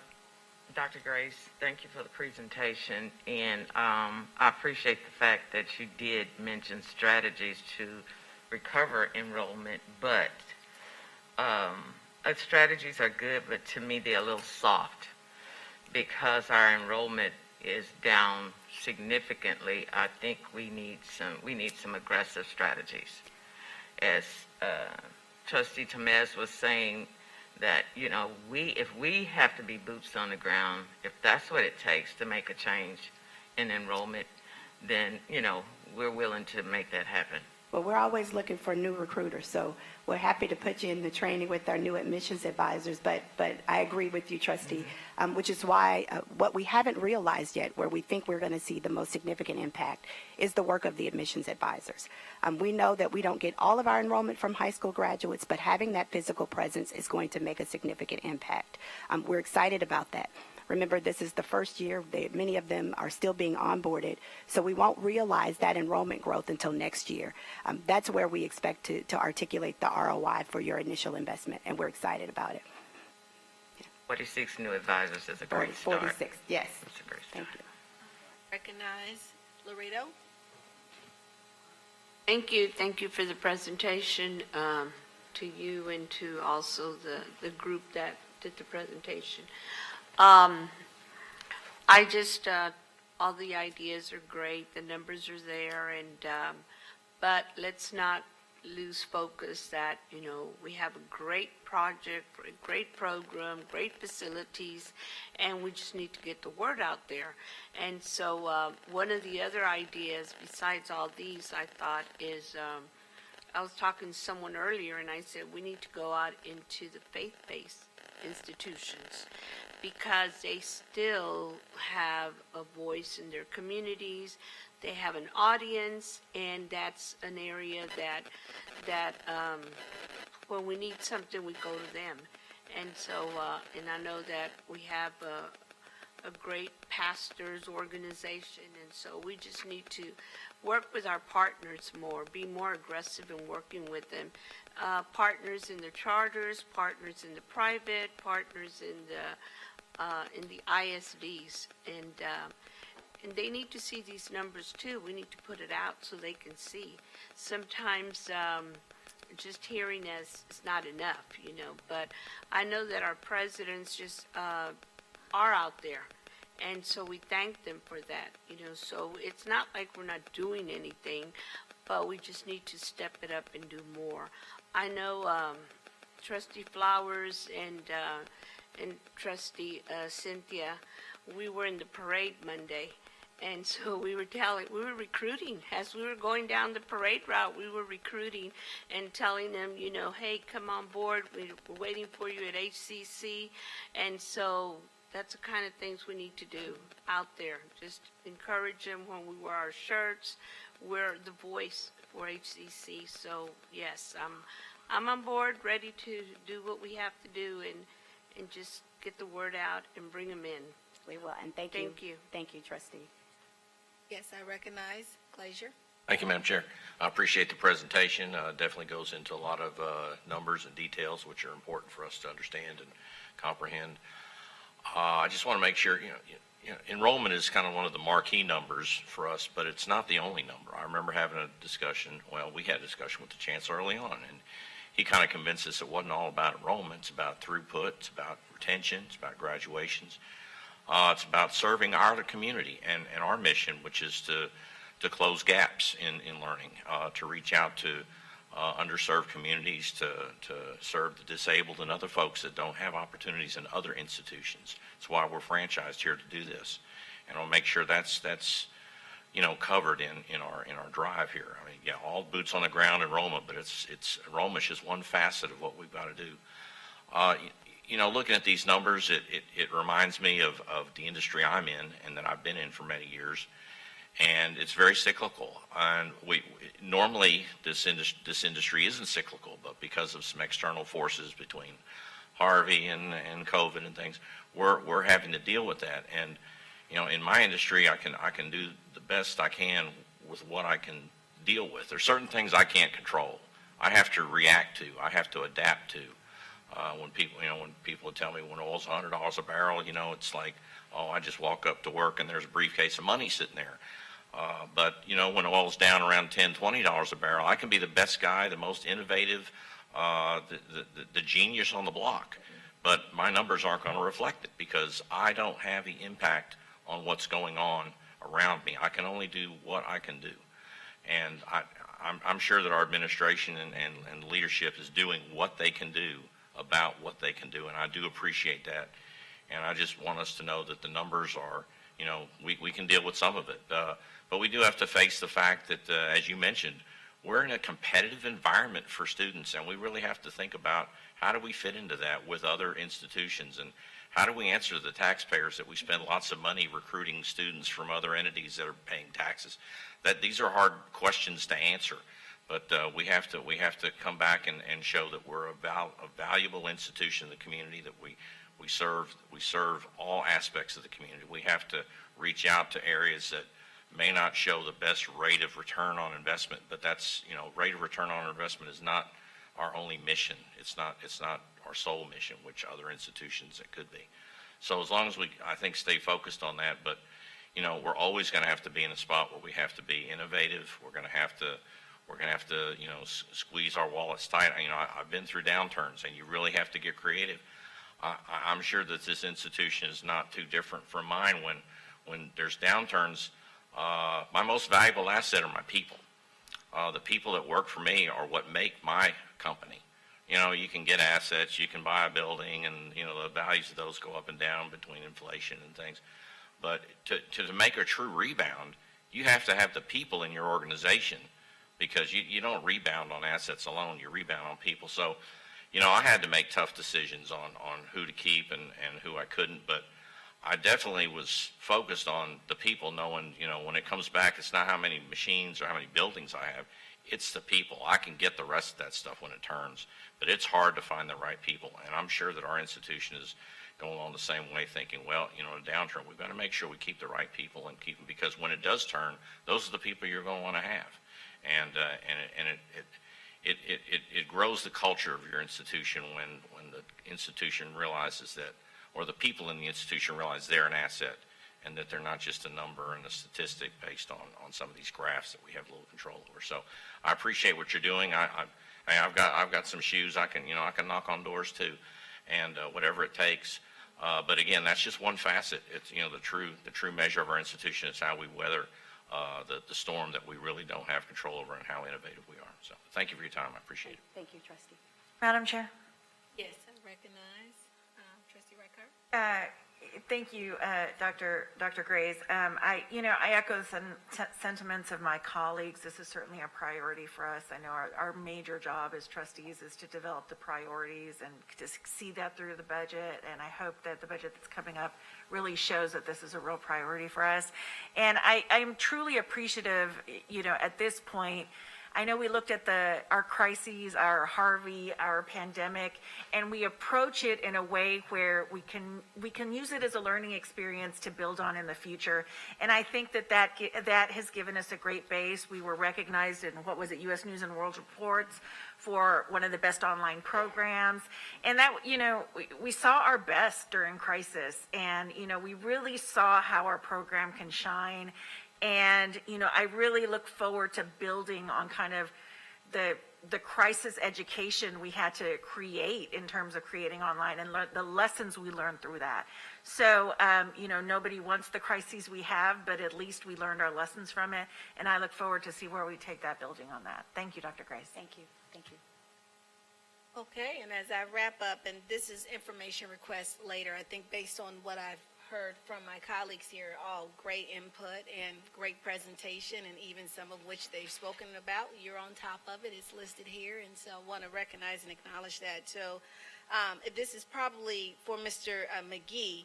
If you could send us myself, and if the other trustees would want this information, the 16 variables that were utilized for the 4 models that were showcased, if you can send that list of variables that were utilized, that was in Appendix A. Is where I've got that information. And then the recapture, recruit dual credit graduates information, it's stated that the early college is not completed, so we can get that data once completed. And then, but it didn't say that the dual credit graduates was not incomplete, so I didn't see any data there. That was slide 21. And then based on slide 12, there's a projected growth because of the feeder ISDs, but there is a map that's quite alarming that shows that comparison west side, north side.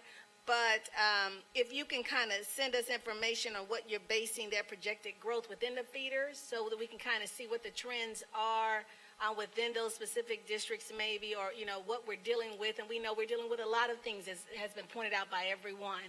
And we're all reading the papers and watching the news and what's happening in our ISDs. And we have to acknowledge that what they're suffering from, it does impact us. It's a direct hit on us as well as a partnering institution. And so we've got to be able to take all those things into consideration as we become the boots on the ground, or how did you say, the heels to the wheels? The heels to the wheel. The heels to the wheels, yes. So with that, if there's nothing further, I would say that this special meeting is adjourned at 6:05 p.m. All right, and is it the consensus of the board that you need a 10-minute before we get to the boogie of the? Can we keep going? Okay, a 10-minute or 5-minute? 5 minutes. 5 minutes. Okay, so that would mean we will start up in 5 minutes.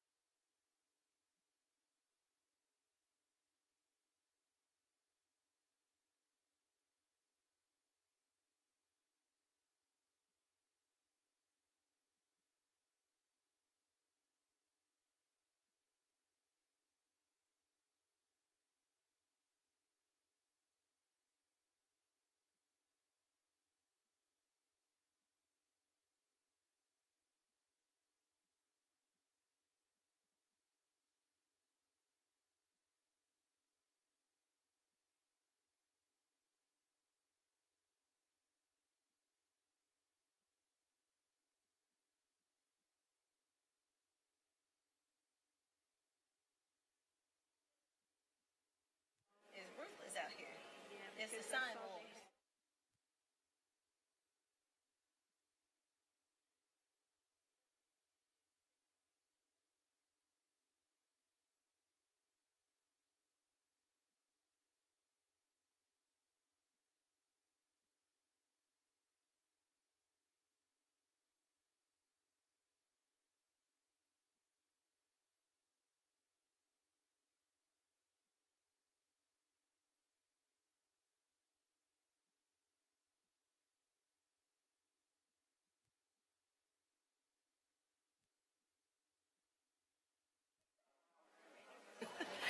Good afternoon. We are ready to begin the meeting. The regular meeting of the Board of Trustees of the Houston Community College System will now come to order on January 19, 2022 at 6:13 p.m. Thank you, Sharon. This meeting was called for the purposes as listed on the duly posted meeting notice. Hello, everyone, and welcome to the first regular meeting of the HCC Board of Trustees for 2022. I am Dr. Reagan Flowers, Acting Chair and Vice Chair. I assume the role of Acting Chair until a chair is duly elected by the Board. At this time, we take this opportunity to introduce the members of the HCC Governing Board. Monica Reichart, Trustee for District 1. We welcome back for a third term, Dr. Adriana Tamaz, who was re-elected to District 3. Trustee Glazier for District 5. We welcome back to the dais Trustee Dave Wilson, who was elected to the position for District 6. Representing District 7 is Dr. Linton Gary, who will be back with us here shortly.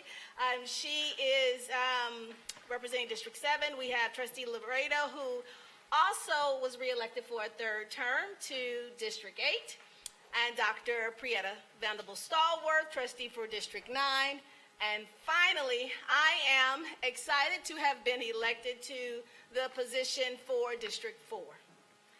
We, the entire board, look forward to working collaboratively with this administration to continue the mission of the college of offering high-quality, affordable education, and that's going to support academic advancement, workforce training, career development, and lifelong learning. And with that, we will now move to prayer and pledges of allegiance, and we offer first, before getting there, I'd like to say that we offer our condolences and our sympathy to Dr. Vanderbilt-Stallworth in the passing of her great uncle, Mr. Melvin Campbell, who was 111 years old, and Aunt Jewel, who was 90 years old. Some great DNA there in the family. Let us continue to remember in our thoughts and prayers all those who have lost loved ones. And at this time, please join Trustee Monica Reichart as she leads us all in prayer, and that will be followed by the pledges. Father, thank you for every seat that has been filled here today. For each mind and heart that fills the presence of this room, we thank you.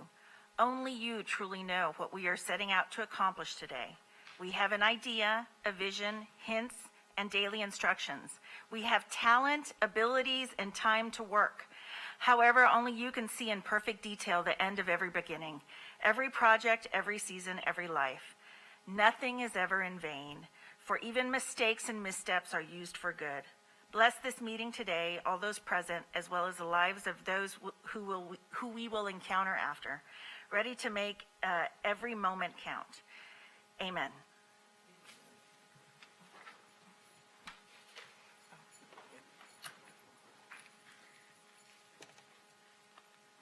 I pledge allegiance to the flag of the United States of America and to the republic for which it stands, one nation, under God, indivisible, with liberty and justice for all. Honor the Texas flag. I pledge allegiance to thee. Texas, one state, under God, one and indivisible. Thank you. We are now ready to approve the minutes from the Academic and Student Affairs Audit, Governance Committee, and the Committee of the Whole meetings on December 1st, 2021, regular and special meetings on December 15th, 2021, and special meetings on December 22nd, 2021. Is there a motion to approve the minutes for December 2021. So moved, trustee Reichert. For a second. Second. Okay, are there any corrections to the minutes? Yes, I recognize trustee Wilson. There's no corrections on my part. I wasn't here for that meeting, so I'm going to pass on a vote for that because I can't do that. So, and it doesn't mean anything one way or the other, so. Thank you for that. We appreciate that. And with that, we're now ready for a vote. Sharon, if you can bring that forward.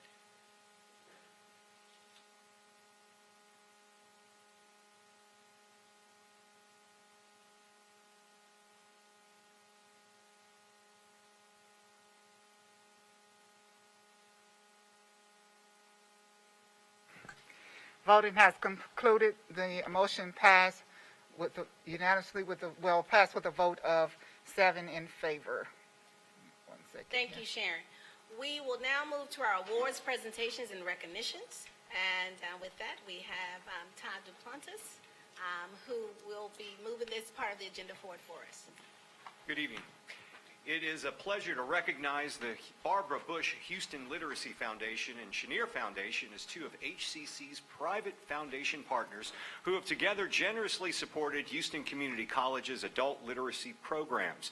The Barbara Bush Houston Literacy Foundation is a partnership with Chenier Foundation, generously provided $40,000 in grant funding to HCC in 2021 for laptops, hotspots, and bags to create digital literacy kits to expand access to technology and the internet to low-income adult basic education students.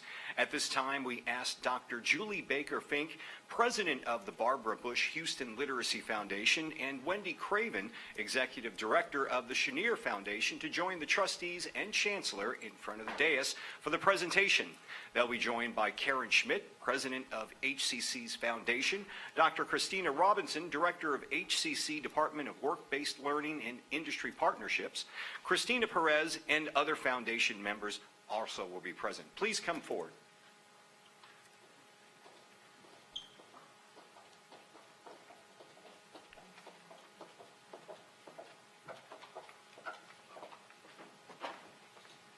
Just so there's not that many people, I'm going to stay back here as well. Yeah.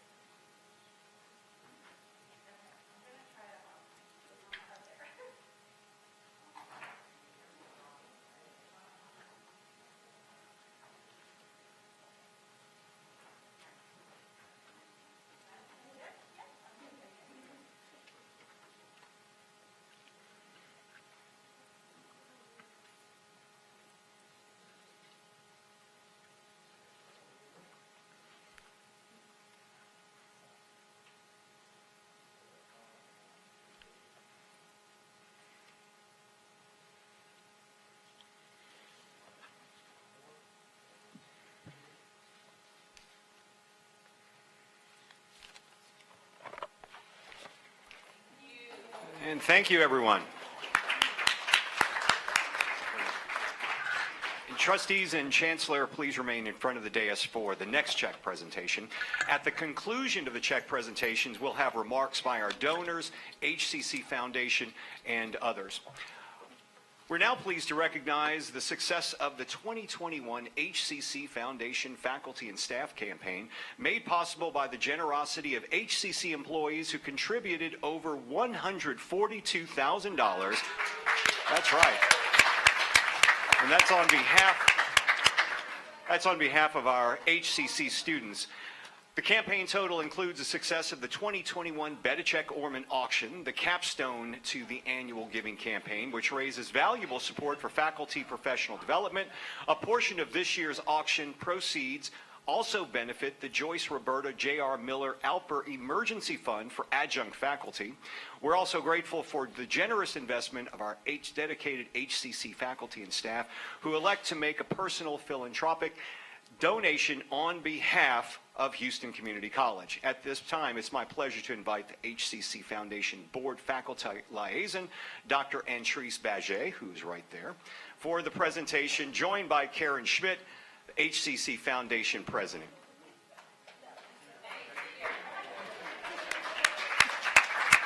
Congratulations.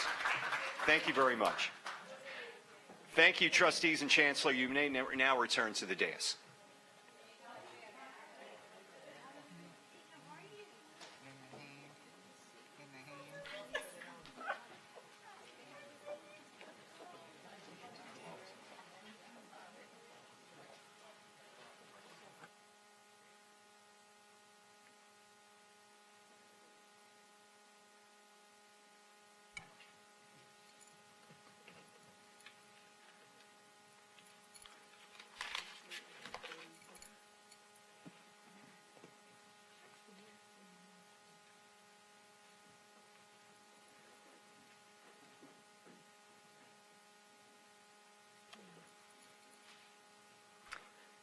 All right, we'll now have remarks from Karen Schmidt, president of the HCC Foundation, followed by Dr. Christina Robinson, executive director of the Department of Work-Based Learning and Industry Partnerships, and then Dr. Julie Baker-Fink, president of the Barbara Bush Houston Literacy Foundation. Karen?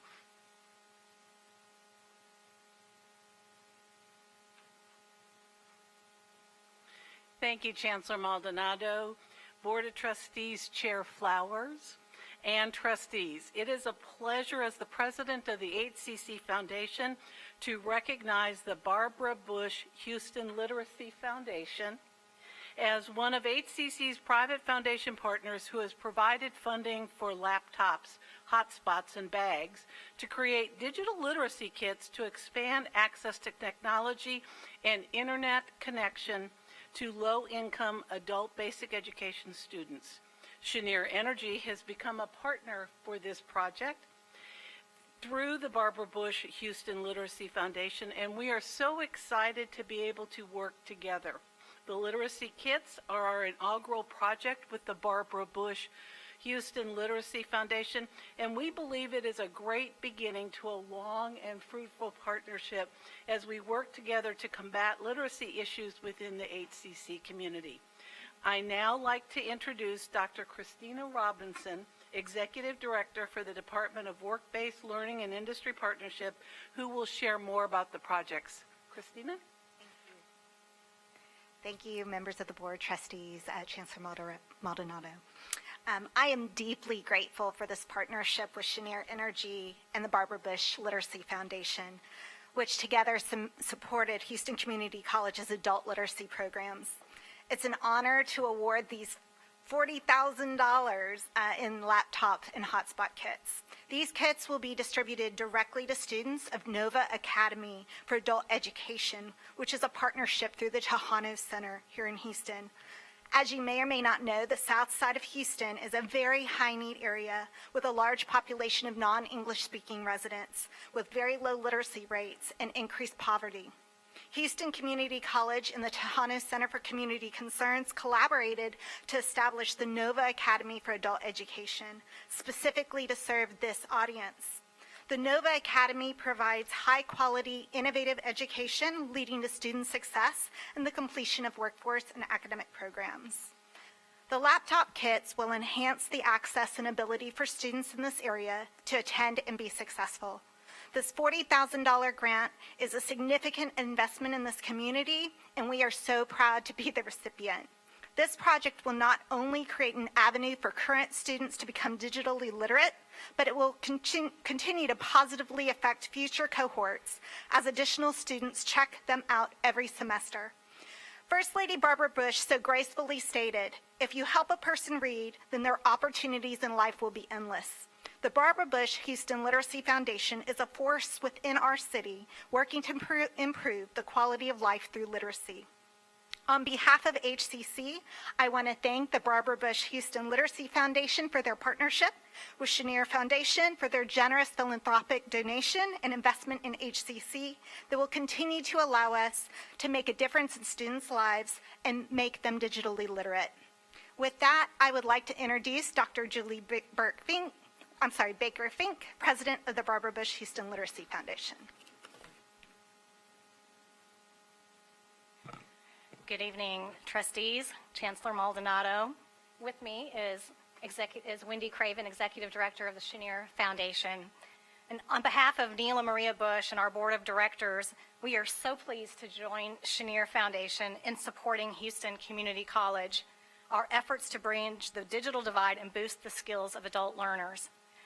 A startling 1 in 3 Houston adults are functionally illiterate, defined as the ability to read, write, compute, think critically, and communicate orally at proficient levels to function on the job, in the family, and across society. This is simply unacceptable. A collective impact approach in which corporations, government agencies, higher education institutions, community-based nonprofit providers, the philanthropic community, and others unite to harness resources and implement evidence-based practices is essential to our success in solving this pervasive and pressing problem in our community. Last year, the Barbara Bush Houston Literacy Foundation and the Mayor's Office for Adult Literacy convened cross-sector leaders from across our city, including Dr. Christina Robinson, over a 5-month period to address this critical issue facing our community. Through this effort, we developed Houston's Adult Literacy Blueprint, a strategic plan aimed at giving more adults an opportunity to gain the skills needed to fully engage in the workforce and participate in society. One of the key goals of the blueprint is to reduce the gap in access to technology and digital resources and to increase the number of adults completing digital skills training. Our partnership is exemplar for what we need to be doing more of in our community to ensure for the prosperity of our people and the vitality of our city. We are confident that together we can take the strides needed to boost adult literacy rates, increase the number of adults earning a living wage, and help to break the intergenerational cycle of low literacy. We must. Their future and ours are at stake. In closing, I wish to extend our sincere gratitude to Dr. Christina Robinson and Christina Perez for their leadership, and to Wendy Craven of Chenier Foundation and our long-standing partners at Chenier Corporation for their unwavering and generous support and for being points of light in our community for others to follow. Thank you so much. I just want to say we're glad to be here, but I really can't add anything to that, so I'm not even going to try. Thank you.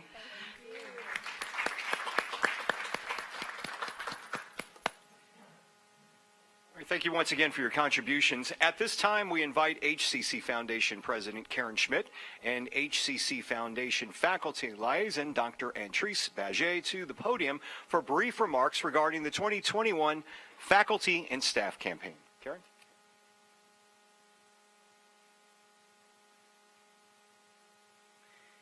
Thank you, Chancellor Maldonado, Board of Trustees Chair Flowers, and trustees.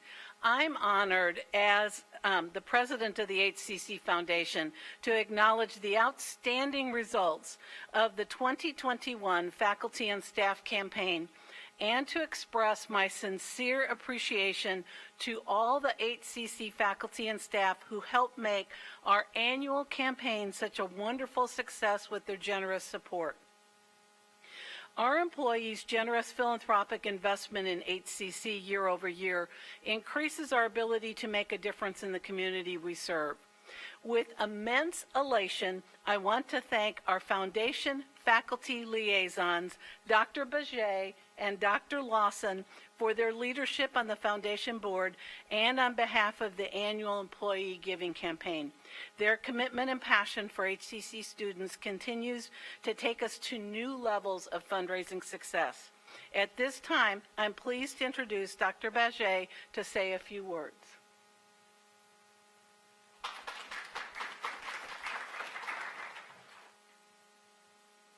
Good evening. On behalf of myself and my amazing colleague, Dr. Mary Lawson, who could not be with us this evening, we are honored, so honored for the opportunity in our roles as faculty liaison on the Foundation Board to acknowledge and celebrate our fellow HCC colleagues for their generous support for the annual Faculty and Staff Campaign. As HCC employees, we all give of our time and talents every day in the classroom and in our workspaces. We are deeply grateful for those employees who elect to make a personal financial donation and sacrifice to benefit HCC students and our fellow faculty members. The words of our faculty capture best their motivation of why we give. The first colleague says, I support students to allow them to focus on their studies and take off the financial burden off of their shoulders. Another one states, I give to help those in need who are taking steps forward for a better life. And from an HCC graduate who now works for the college says, my HCC degree has changed my life and allowed me to follow my passion. I give the same gift I received as an HCC student. Truly, my fellow colleagues and staff members inspire me with these words and their passion for our students and the community, a passion that is matched by action and indeed a form of financial donations. Across the campaign, we highlight the message of Eagles helping Eagles, and the heart of our HCC faculty and staff shine throughout each year. In 2021, HCC employees opened their hearts and raised an amazing $142,252.40 in donations and support. I think that is an amazing number. And since I received a round of applause, I will not say it again, but thank you, thank you, thank you. And also on behalf of our students and faculty in need, we will always step up to the plate and do our part to promote them. We thank you, Chancellor Maldonado, our college presidents, our HCC leadership for their committed support. We thank the HCC Foundation for their work behind the scenes to launch the campaign each year and to give 1,000% support for the Foundation's staff and their work. And above all, for the support of our wonderful community of generous and dedicated employees who give of their hearts each and every day to our students as they soar. From those of you who made a first-time gift, thank you for your loyal payroll contribution and to make a donation for each pay period. Again, I say thank you, thank you, thank you. Your donations are making a difference, and together we combine our givings and it adds up to a big result on behalf of our opportunities for our students and for our faculty in need. Our colleagues here, Mary and I, say it many, many, many times across the campaign over the years, and this is what we tell them. Come on, come on. Just $10 a pay period pays for one class for a year. Come on, you can do this. We can all do this. The total raised for the 2021 campaign overall is even more impressive when reflecting against the life challenges we have all faced during these very uncertain times. Mary and I were especially honored to work with our faculty colleagues to launch the Joyce Roberta J.R. Miller Alper Emergency Fund for adjunct faculty and raise awareness and support during the campaign for this important fund to assist adjunct faculty in need. What you all may not realize is that for our adjunct faculty, just having a flat tire is a major crisis, and our fund helps support those needs. I am humbled to serve on the foundation board and deeply grateful for the opportunity to see the success of the campaign grow each year. I want to close with a quote from another caring colleague. Quote, "I give to help those in need who are taking steps toward a better future." Thank you to each of my fellow HCC employees who help raise the bar for more students to take their first steps up the ladder toward a brighter future for themselves and their family.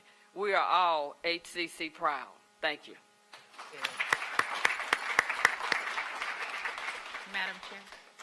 Oh, okay. Thank you, Dr. Vaget and Karen, and thanks again to all our donors for your generosity. The HCC Small Business Development Program was nominated and awarded the 2021 Strategic Partner of the Year Award from the Greater Houston Business Procurement Forum, GHBPF, at their 30th annual virtual award ceremony on December 14th, 2021. This award is the forum's most prestigious recognition for small business development, established in 1991 to recognize and promote the outstanding achievements of minority and small businesses in 14 categories based on the challenges the businesses have overcome, total revenues, jobs created, and economic impact businesses have brought to the community, as well as individuals and organizations that have demonstrated leadership and commitment to the advancement of minority and small business communities. The GHBPF will also present scholarships to deserving Houston Community College business students that have excelled in their curriculum and community-based activities. Thank you. This concludes the awards and recognitions. Good evening.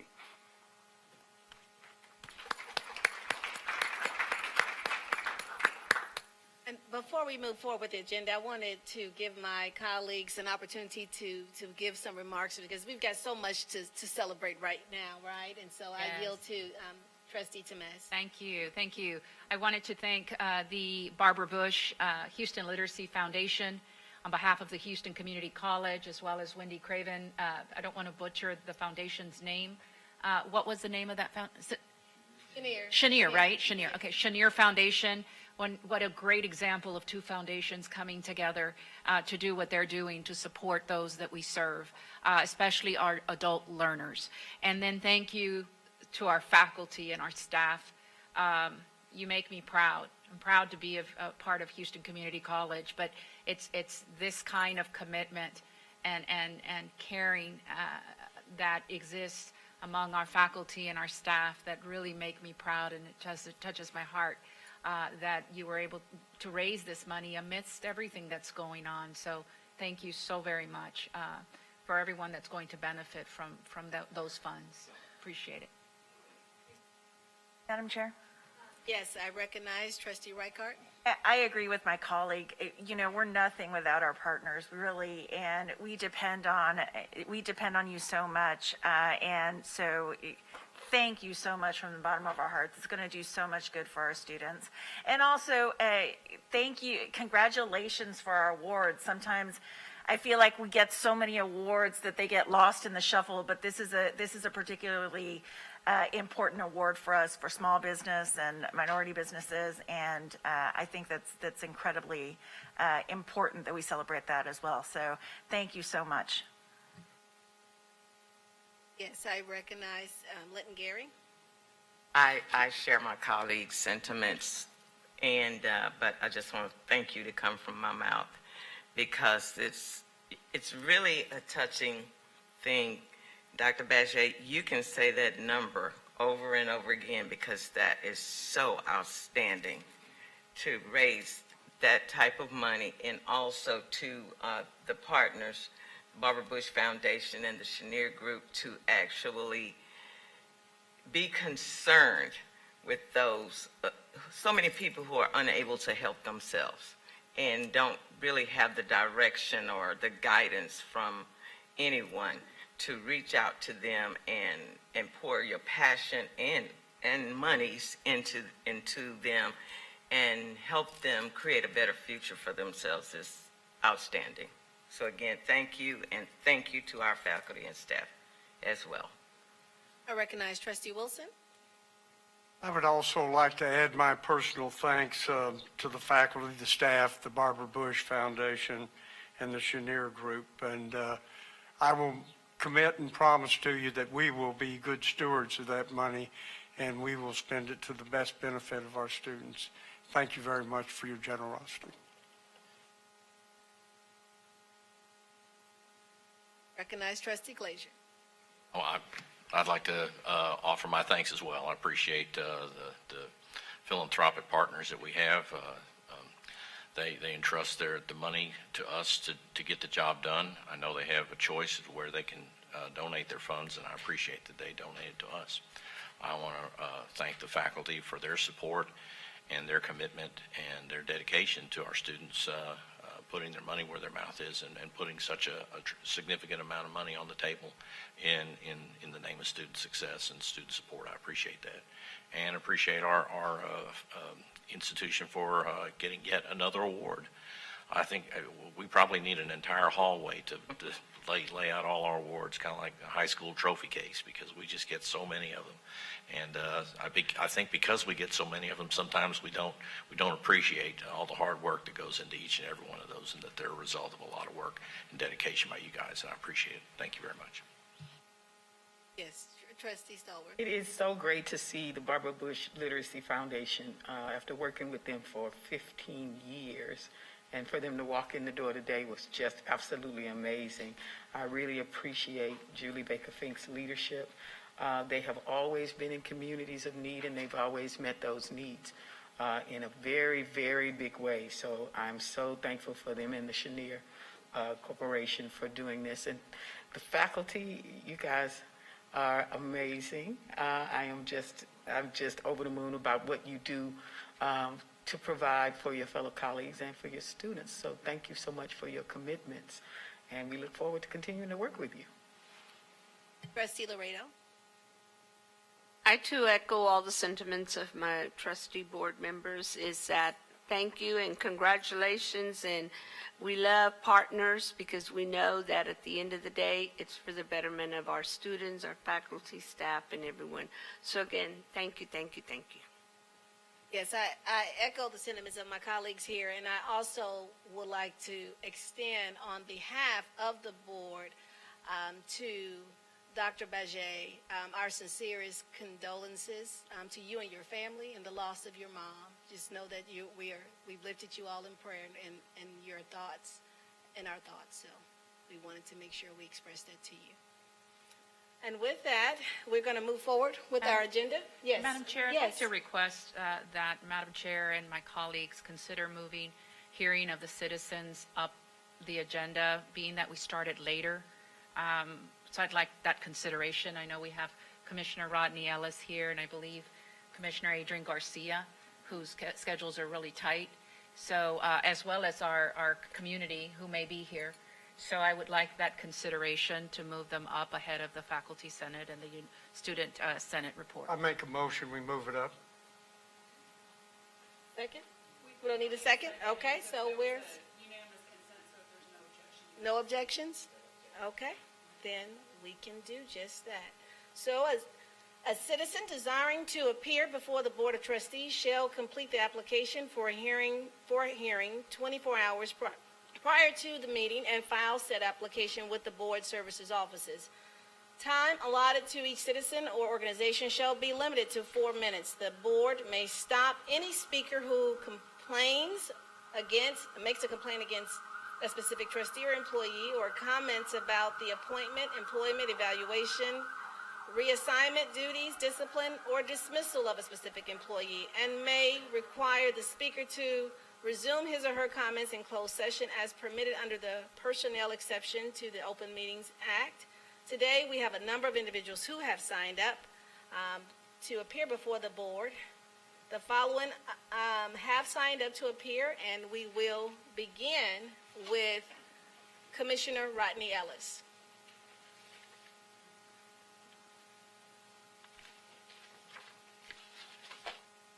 Let's see if he just takes 4 minutes. Trust me, I'm Rodney Ellis. He promised. He promised. Chancellor and trustees, I want you to know I'm not trying to be appointed to your board. You're doing a great job, so I withdraw any application. Anybody puts my name up. Seriously, Commissioner Garcia and I wanted to come by briefly to encourage you to do something we did. When I went to county government, I was told that our numbers for minority and women-owned businesses participating in county contracts was better than the numbers at the city.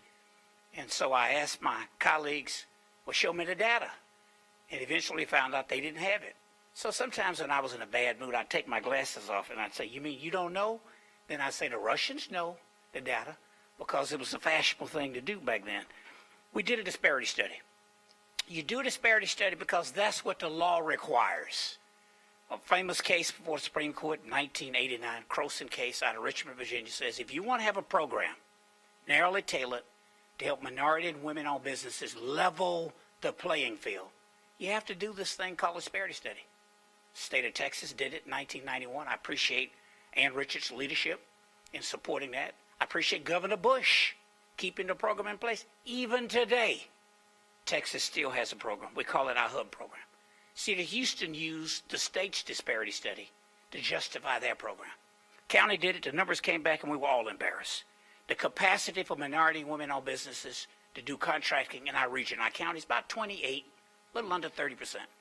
At the county, they were getting 0.5% for African Americans, 9.1% in total going to minority and women-owned businesses, 0.6% for South Asians, 4.6% for Hispanics.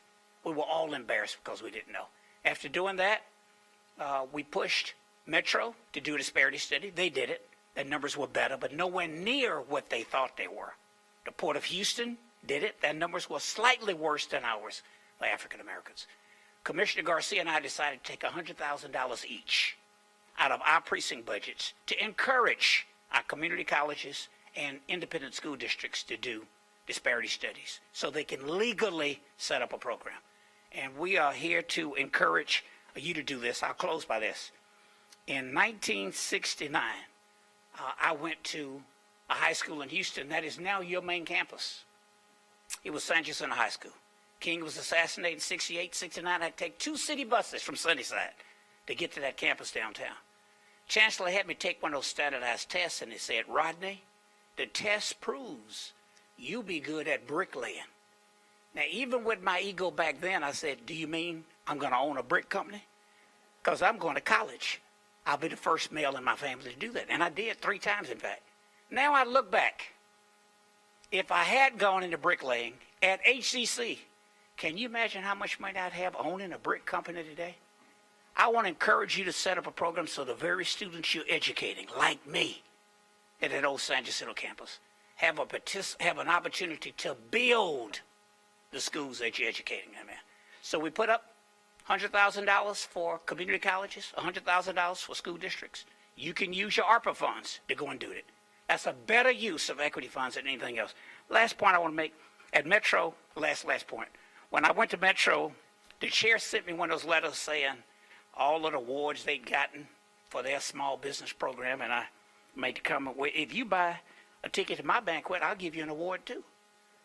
But the numbers were embarrassing. I want to encourage you to do the study. To get that fund, some of that money from the county, you have to commit, if there is a disparity. Maybe you don't have one. Maybe you know the numbers. If there is a disparity, you have to commit to do something about it. Thank you. Glad to be with you. Thank you, Commissioner. We will now hear from Commissioner Adrian Garcia.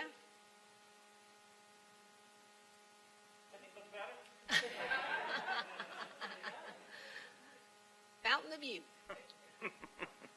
Don't tell my boss you said that.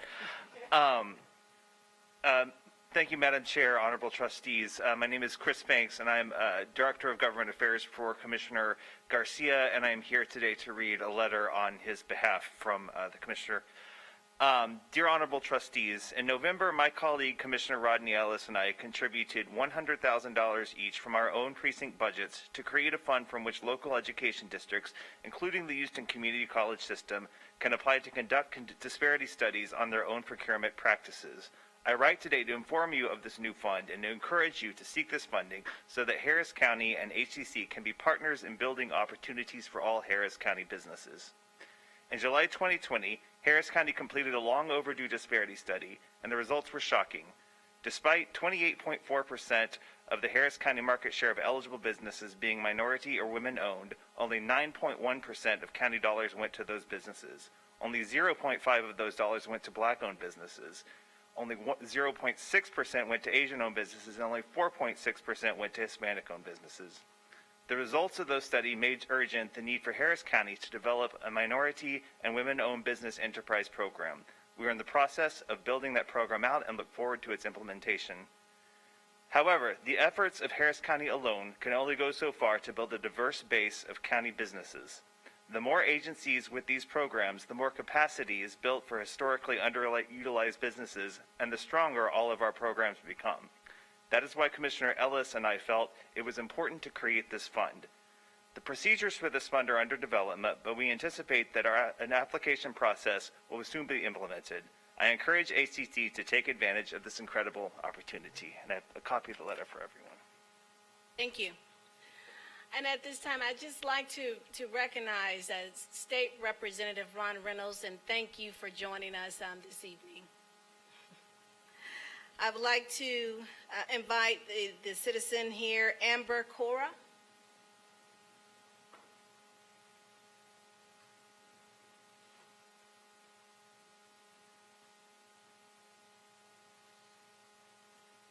Good evening. I would have to talk after the commissioners just did their eloquent speech. I am a small business owner. I'm a lawyer here in Houston, and I'm not going to reiterate what was just spoken, but the importance of the disparity study is very much needed for companies like mine and also the people that I serve. It allows them to be able to go out there and have confidence that they can do this. They can get this job and acquire this job because they're the voices that we can't hear sometimes.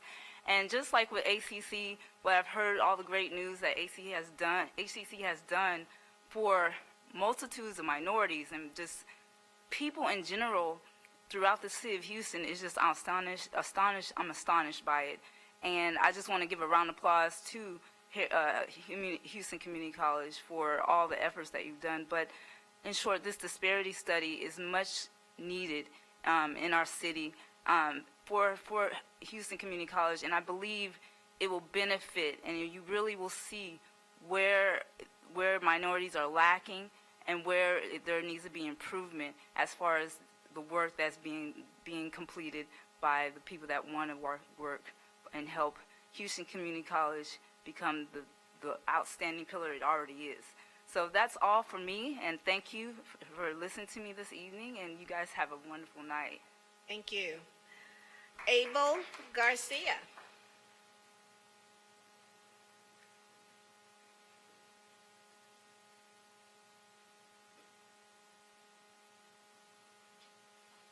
Thank you very much, Madam Chairman. I'm going to set my clock, make sure I'm in compliance. First of all, I want to thank HCC for the outstanding job that you've done in education. I represent the Houston Minority Business the Houston Minority Business Conference. We're minority contractors. There's about 330 in our group. I will tell you that HCC has been wonderful to us. Your small minority group with Veronica and with Liz from the 10,000 group has been outstanding. And so I see at HCC, because I'm a graduate of a 2-year college when I came here to Houston, Texas. It is now called the University of Houston Downtown. It was a San Jacinto College. I went 2 years, and that's all I needed because I wanted to be an entrepreneur. I've been a proud entrepreneur of this great city of Houston. I've had the opportunity to be able to start 13 or 14 small businesses here in the city of Houston, which I think you would enjoy. I was the owner of about 14 Dairy Queens. I was also, on the other side, the owner of an executive search firm.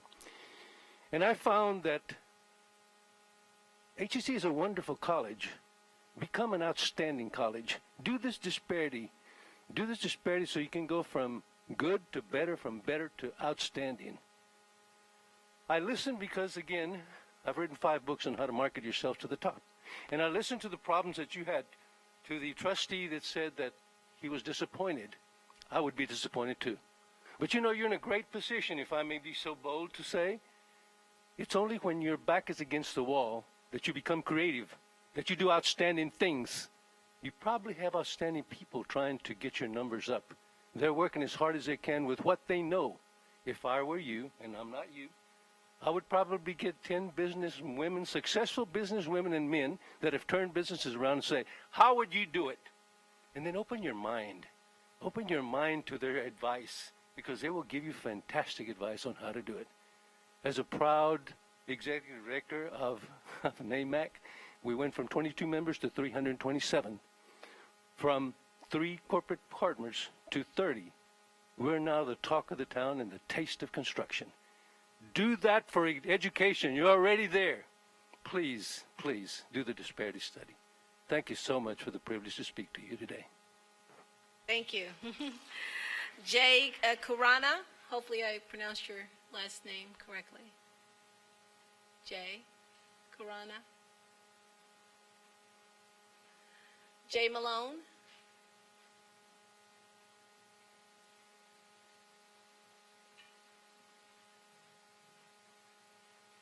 Good evening, trustees. Very excited to speak here tonight. My name is Jay Malone. I'm the political director of the Texas Gulf Coast Area Labor Federation. We're a federation of 92 unions with over 60,000 members. And our building trades, we have 17 building trades with apprenticeship programs, many of which are currently partnered with Houston Community College as an accreditor, so that when students go through our programs, they can also earn community college credit. These are critical programs that do incredible work to give students, give young people the opportunities to enter the middle class. Right now, most jobs in this country don't have retirement security. They don't come with opportunities to provide for a family a lot of times, and that's what union apprenticeships do. You learn while you're working, and when you finish, when you become a journeyman, you have the opportunity to live a middle-class life, and that's what everyone deserves.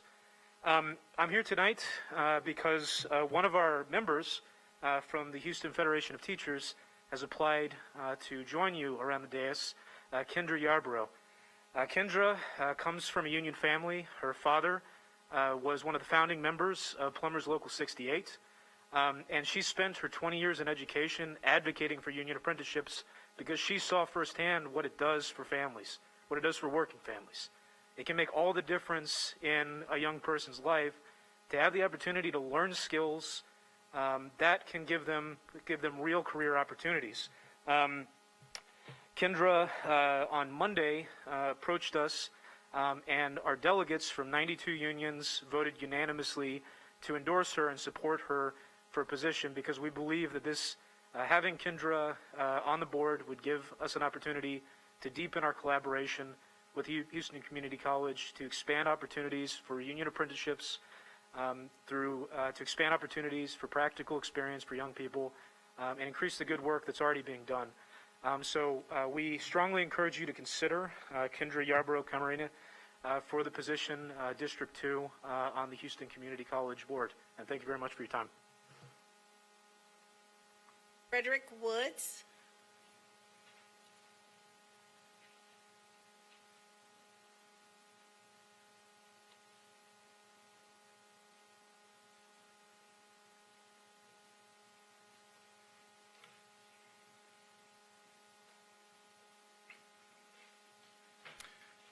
Our lives begin to end the day we become silent about things that matter. Dr. Reverend Martin Luther King Jr. Good evening. Thank you for the opportunity to speak with you this week. I hope my comments from last week still resonate within your conscience. But before I go any further, I would ask the members present in the audience from District 2 to stand and remain standing in solidarity until I'm done. I would also like to thank those standing for coming out to show how important proper representation matters in our district.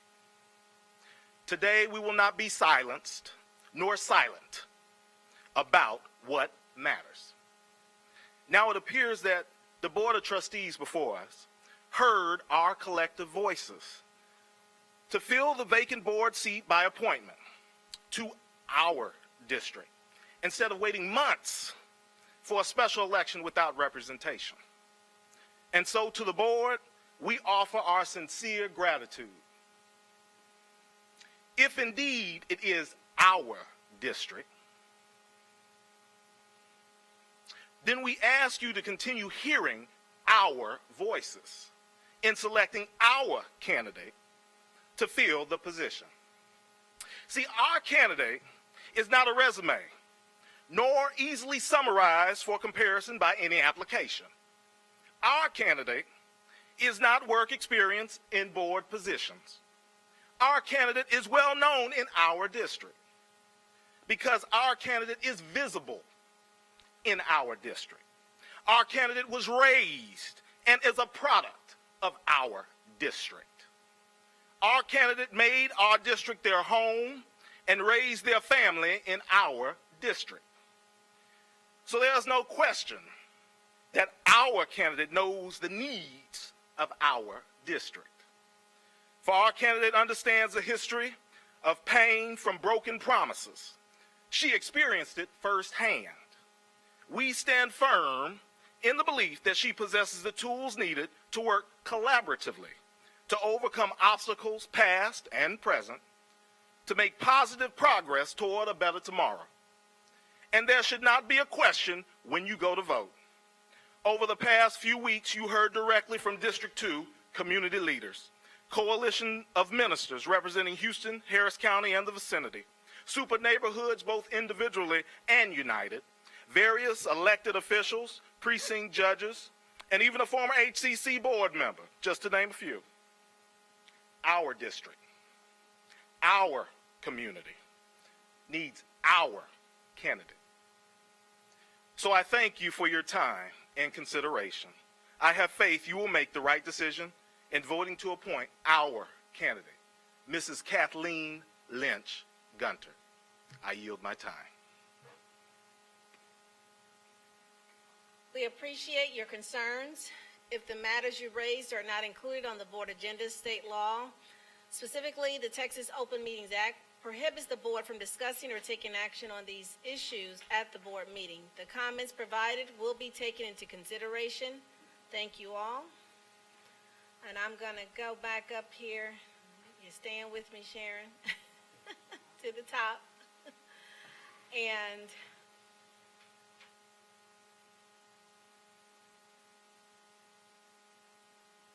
go to the chairman's report. And with that, at this time, we're going to open the floor for trustees to provide information regarding activities in their respective districts and overview from conferences or workshops attended and/or to recognize individuals for outstanding contributions in the community that promote education and community service.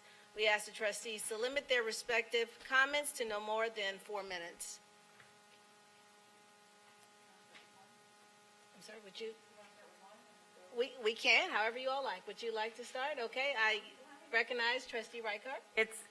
I hope everybody had a good holiday. I know, we've been off most of this time, and I just wanted to thank specifically, with this new Omicron outbreak, I know that we have staff that probably had to cut their vacations short, and I really appreciate all the work that's been done to restart this semester.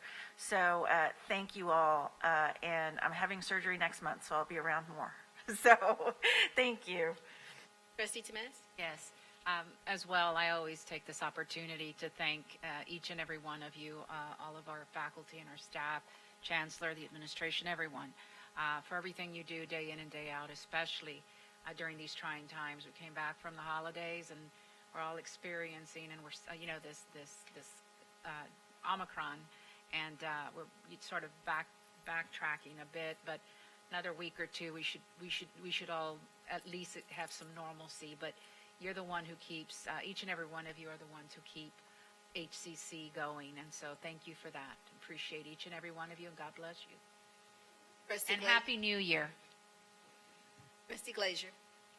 Thank you, Madam Chair. I'll take a brief moment to thank the faculty, the staff, administration, and the chancellor for all the work they do and continue to do for student success. And that's why we serve here, to support you to get the job done, and we appreciate what you do. Thank you very much. Trustee Wilson. Thank you.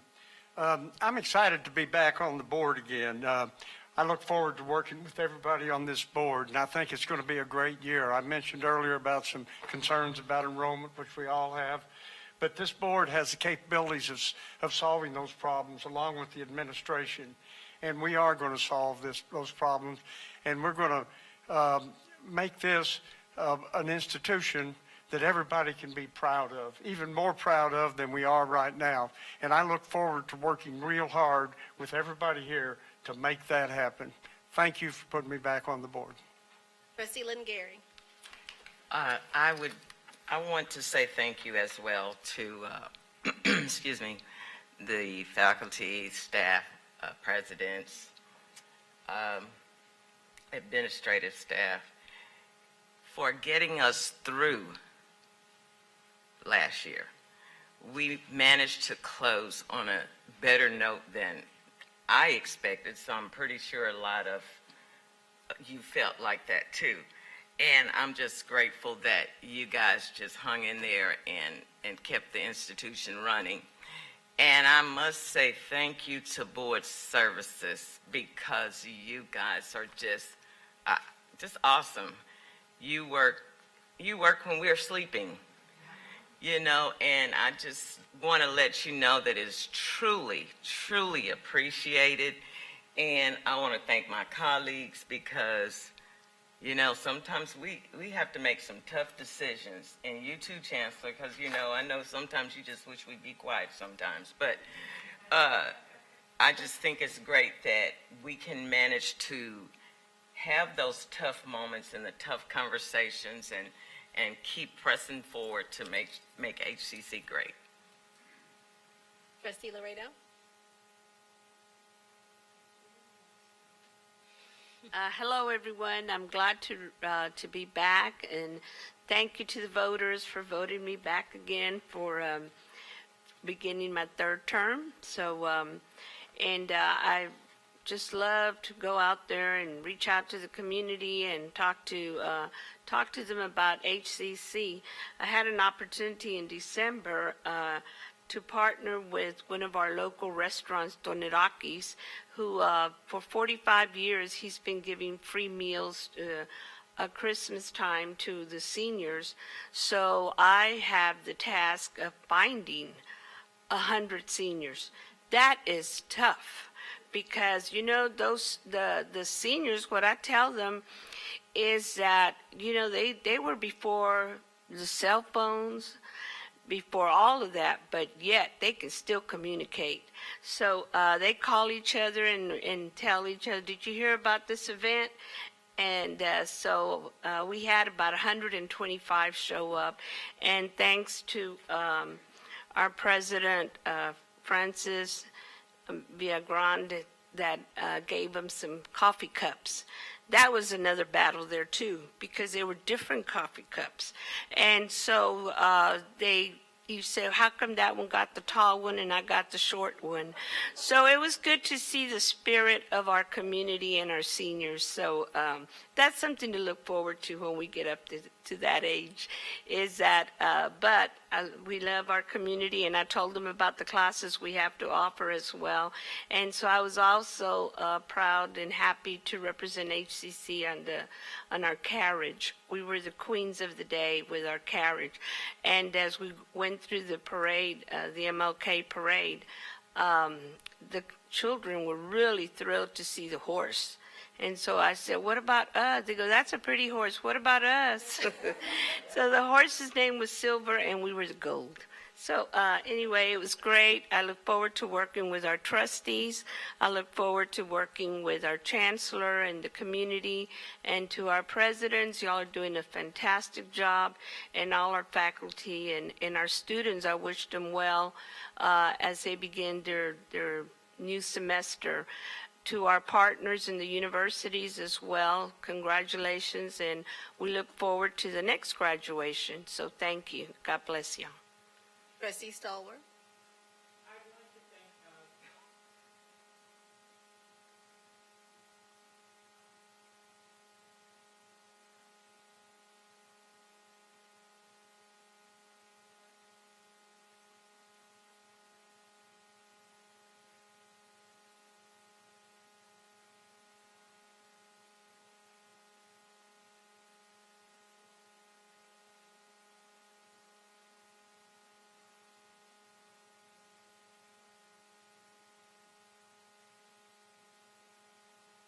Building. So I am just very, very thankful for these organizations working independently and interdependently, and I look forward to a plethora of events this year for District 9. Thank you all so much for supporting us, and I think I want to say to my colleague, I think you have made history by being the first trustee to hold a trusteeship in 2 different districts. So I need to say that. Thank you. Thank you. And yes, Monday we celebrated a federal holiday, Martin Luther King's birthday, and he represents to the world the change, a good example of the change we want to see, and he demonstrates for us all that change is not based on our opinions, but on our examples. And it gives me pleasure to invite one of our full-time faculty members from the History Department, Dr. Samuel J. Hogsett, to come and speak to us about Dr. Martin Luther King.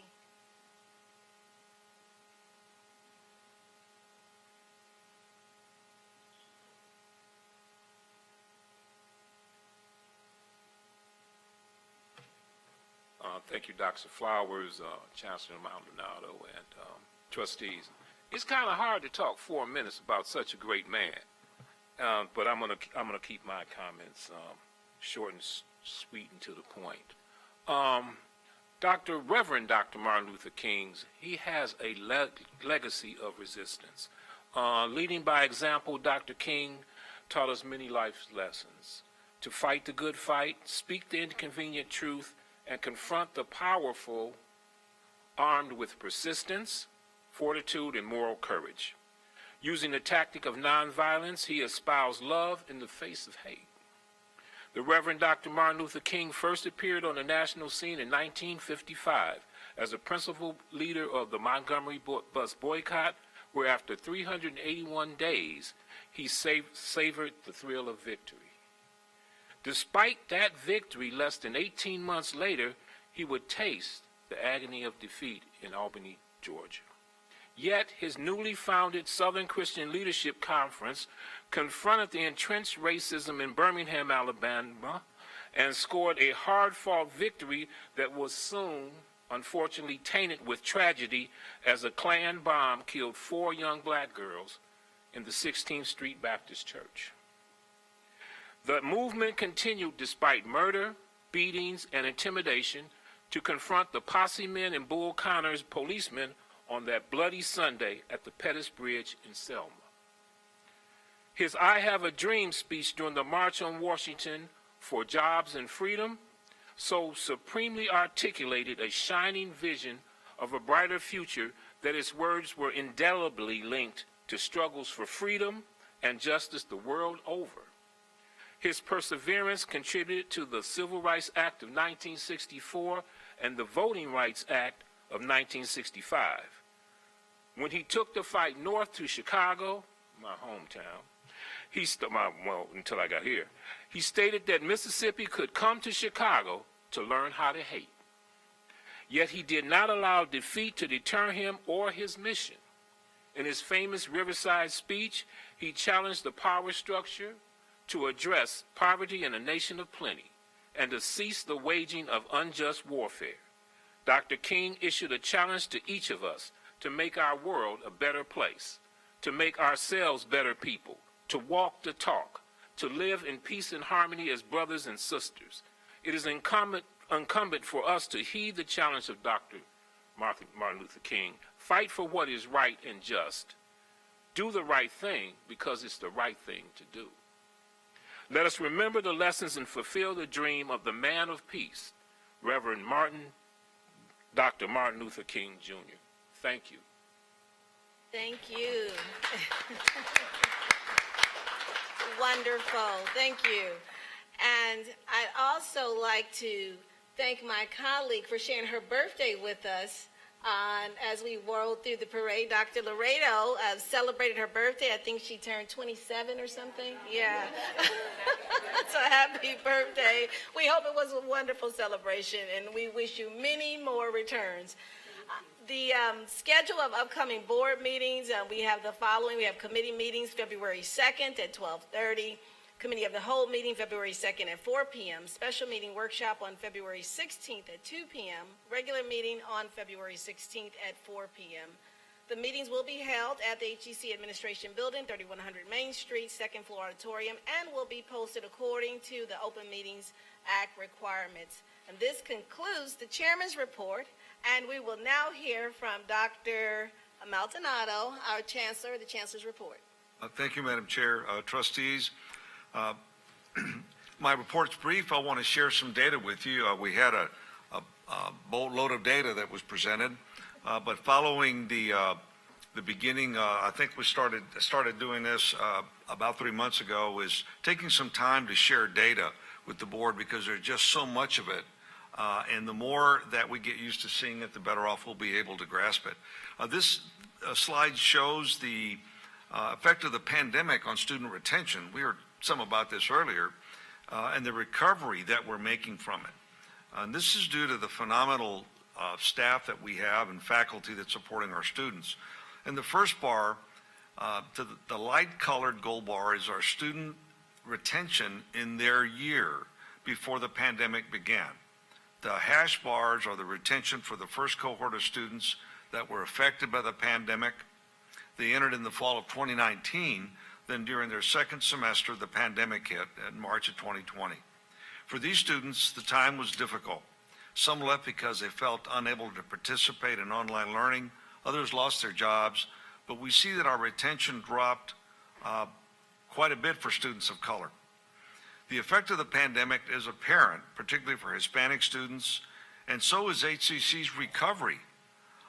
With the distribution of HER funds and attention to our opportunity equity gaps, retention rates have recovered, and in fact, the retention rates for black students have increased significantly.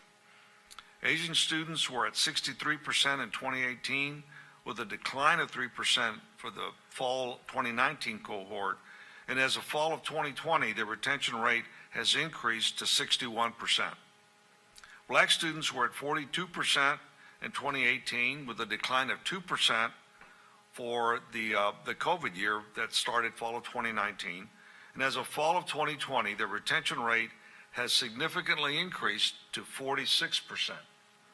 Hispanic students were at 54% in the year before COVID, declined by 7% for the COVID cohort.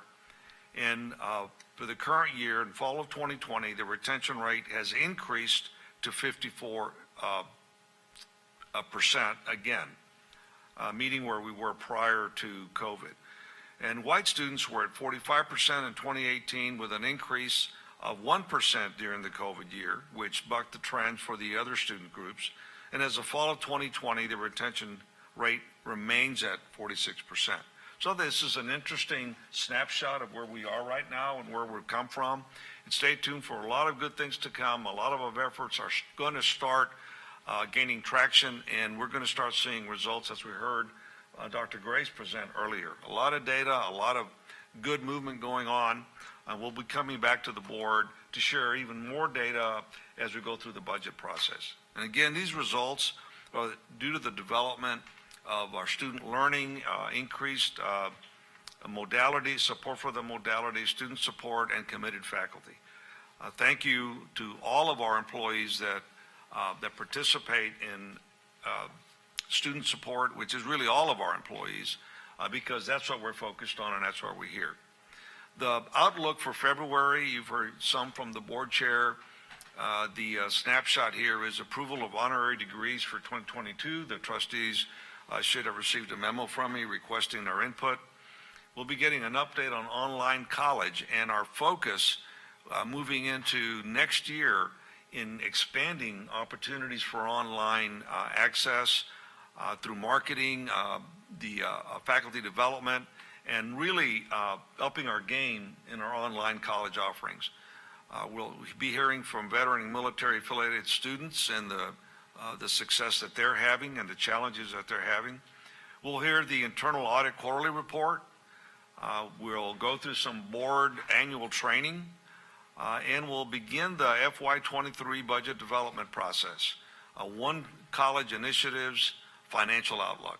So I look forward to presenting that to the board in the coming month.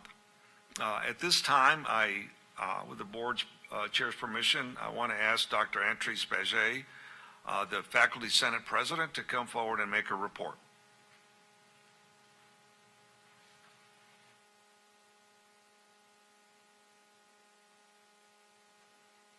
Good evening, Board Chairman Flowers, Board of Trustees, Chancellor Maldonado, and those in attendance.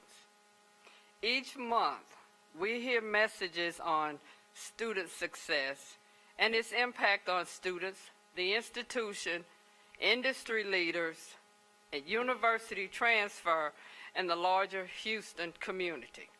The question I pose to you this evening is, what is student success, and how are our faculty navigating these important conversations? At this time, I am so very, very excited to ask my colleague, Dr. Dorothy Muhammad, Developmental Math Department Chair, to join me at the podium.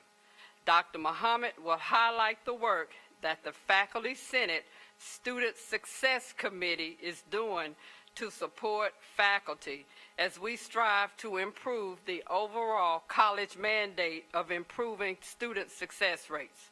Dr. Muhammad. Good evening, Madam Chair and board members, Dr. Maldonado, and my HCC family. What is the definition of success? So there is the obvious definition of securing a degree and/or certificate after matriculating through a program. But on a deeper level, there's an opportunity for a more profound definition. And that can be measured by the growth and expansion of the individual after being exposed to that matriculation process. We on the Student Success Committee have influenced several changes to the student experience as a result of our work, and so I will list two. First of all, the creation of a student-friendly Canvas training link that's found on their My Eagle page, which is the student page. The second is the creation of a self-evaluation form that is actually entitled Promoting Equity in the Learning Environment.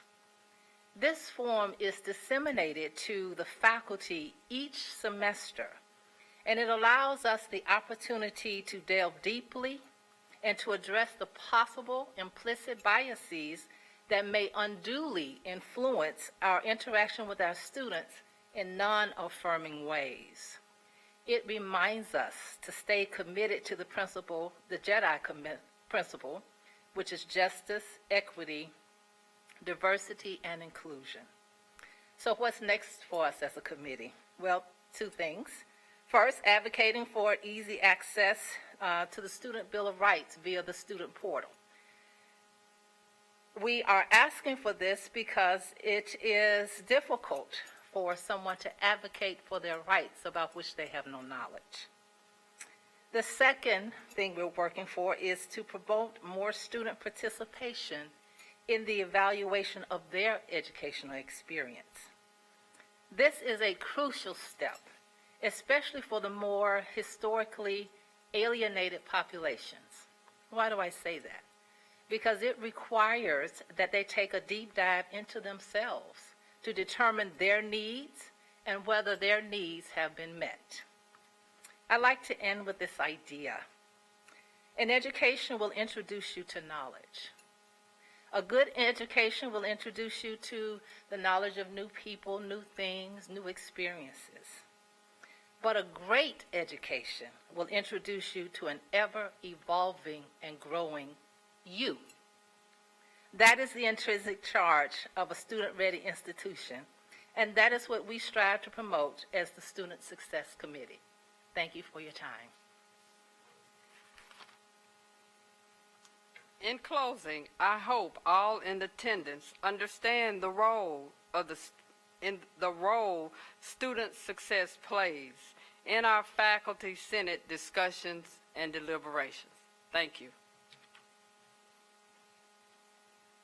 Madam Chair, I want to follow up with condolences that you expressed earlier for Dr. Baget's loss of her mom. On behalf of the board, as Dr. Flowers mentioned, and the HCC family, we offer our condolences on your loss of your mom, Mrs. Joyce Mingo Baget, a well-known Houston educator. She was a K-8 educator and worked for 43 years in that area, and you had a phenomenal role model to set you on your way to be successful here at HCC. So our condolences to your loss. Madam Chair, due to unforeseen circumstances, Mr. Bill Davis, the United Student Council President, is not able to be with us this evening, and he'll bring his report forward next month. And that completes my report. Thank you, Chancellor. All right, well, we will move forward with a motion to approve item A, Grimm ICS Trainer and CTF Security Operations Center Lab at West Loop. Is there? So moved. Trustee Reichert. Second. Okay, it's been moved and seconded, and we will now have discussion of this item. Chancellor Maldonado. Thank you, Madam Chair. This item we're bringing forward is authorizing me to award this one-time purchase as a sole source procurement to SMFS Inc., DBA Grimm, as a sole source supplier to enhance the Security Operations Center lab at the West Loop campus. This equipment simulates hacking into wireless networks such as industrial systems and automotive systems. This is a state-of-the-art device. It's $200,000 in costs that will be funded by a Carl Perkins grant in the current budget year. And Dr. Barillo is present to answer any questions the trustees might have on the details of this item. Any questions, comments from my colleagues? Okay, well, hearing none, we're going to move forward here and vote on this item.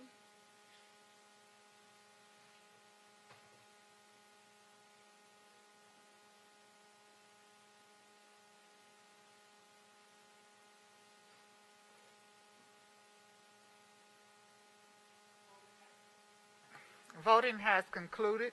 The motion passed unanimously with a vote of 8-0. Thank you, Sharon. Is there a motion to approve? Item B, approve and authorize an interlocal cooperation agreement for the collection of taxes between Fort Bend County, Texas, Fort Bend, and Houston Community College. So moved. Second. Thank you. It's been moved and seconded. We will now have discussion regarding this item. Chancellor Maldonado. Thank you, Madam Chair. As the trustees know, we enter into interlocal agreements with entities to collect taxes for us, and Harris County is one of them, and the other one's Fort Bend County. This is a routine interlocal cooperative agreement, and we bring that forward for your approval today as we move into the next tax season. Now have discussion. I have a quick question. Recognize Trustee Glazier. Thank you, Madam Chair.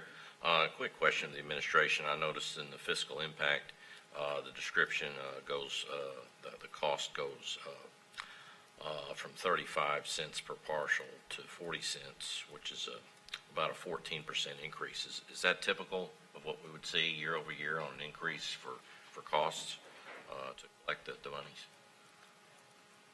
Madam Chair, with your permission, I'll ask Marshall if he has that data. I don't have that.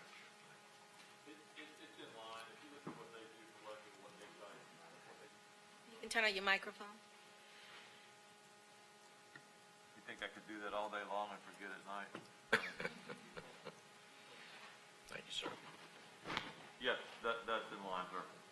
Can you, Brad, I know it's not part of this, can you kind of give us a perspective of what we pay for Harris County? I don't have that exact number. I can be happy to put that in a trustee inquiry report for you. I'd appreciate that. Thank you very much.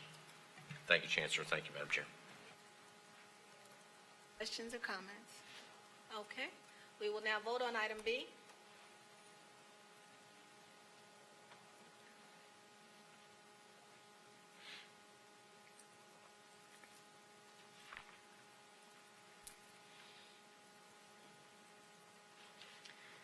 Voting has concluded. The motion passed unanimously with a vote of 8-0. Thank you, Sharon. Is there a motion to approve item C, personnel agenda, faculty? So moved. Second, Trustee Reichert. Been moved and seconded. We will now have discussion regarding this item. Chancellor Maldonado. Thank you, Madam Chair. Trustees, we bring forward for your approval under this personnel action item 5 contracts for 4 faculty and a librarian. 4 of these are internal moves, and 1 is an external faculty member in the accounting department.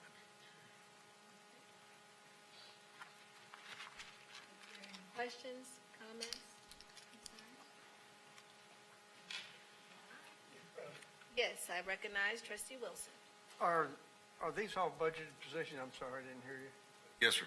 And they're in the budget and okay, just a matter, okay, thank you. Else, we'll now vote on this item, item C.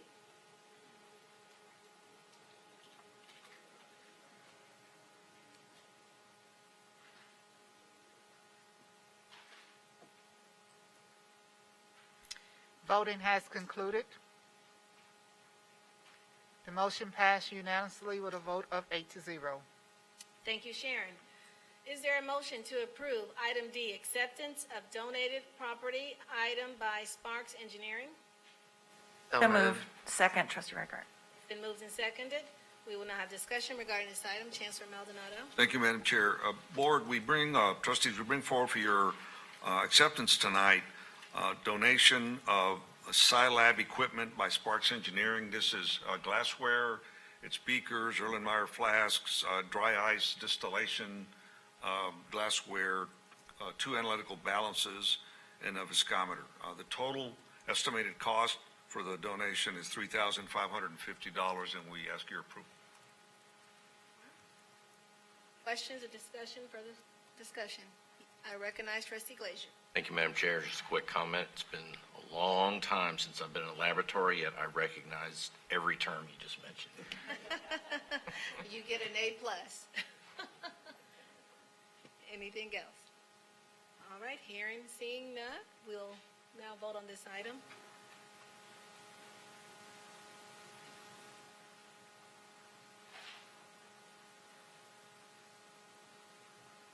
Voting has concluded. The motion passed unanimously with a vote of 8-0. Thank you, Sharon. Next, we have item E, HCC Foundation Quarterly Report. This is a report item only. No action is required. Chancellor Maldonado. Thank you, Madam Chair and trustees. With your permission, I will turn the floor over to the Foundation President, Karen Schmidt, to deliver the report.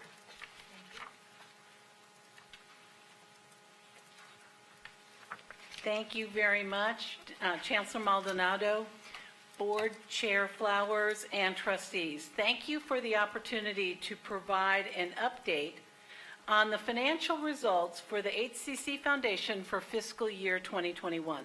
The information provided is based on our audited financial statements, which are available through Novus. Our mission is to raise private funds supporting HCC's strategic initiatives based on HCC's annual fundraising priorities. The HCC Foundation Board is comprised of 25 prominent business and community leaders, including 2 Board of Trustee liaisons.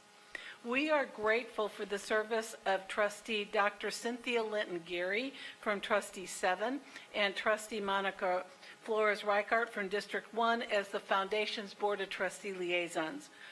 We are also profoundly grateful for the leadership and support of our college presidents, vice chancellors, and COE deans. Over the past 5 years, we have strategically built a strong partnership with HCC.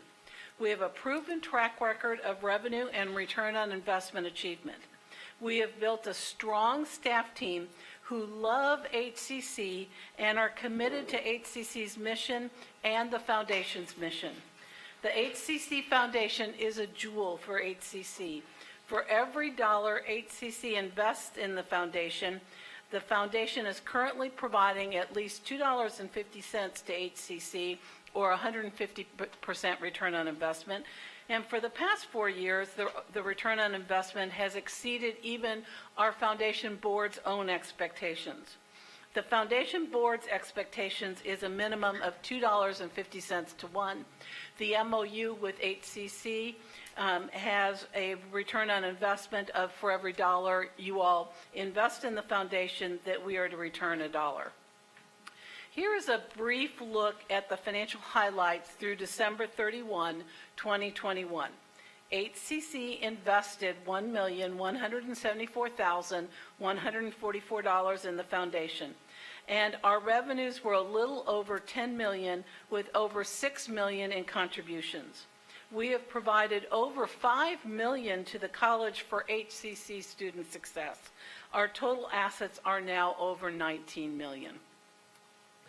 For donations $10,000 or greater, we received $5 million from 47 donors, which represents 5% of the total number of donors and 88% of the contributions received.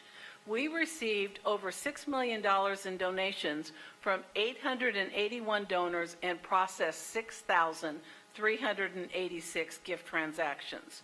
Here are some of the examples of our top donors at $10,000 and above.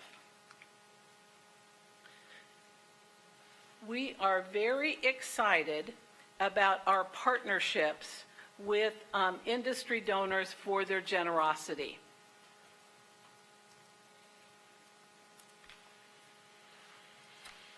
In fiscal year 2021, the HCC Foundation provided to HCC $5,142,030, and here's the breakdown of the funds provided to HCC for student success. In fiscal year 21, Alan Hoffman provided a gift of over $100,000 to support the Public Safety Center of Excellence programs. In consideration of the gift, Houston Community College acknowledged the gift by naming the criminal law enforcement program as the Alan Hoffman Criminal Justice Law Enforcement Program. Alan Hoffman has been a long-standing advocate and supporter for first responders in Houston, Texas, and surrounding areas, and the HCC Public Safety Center of Excellence. Affinity groups are an important fundraising arm of the HCC Foundation to support HCC student success.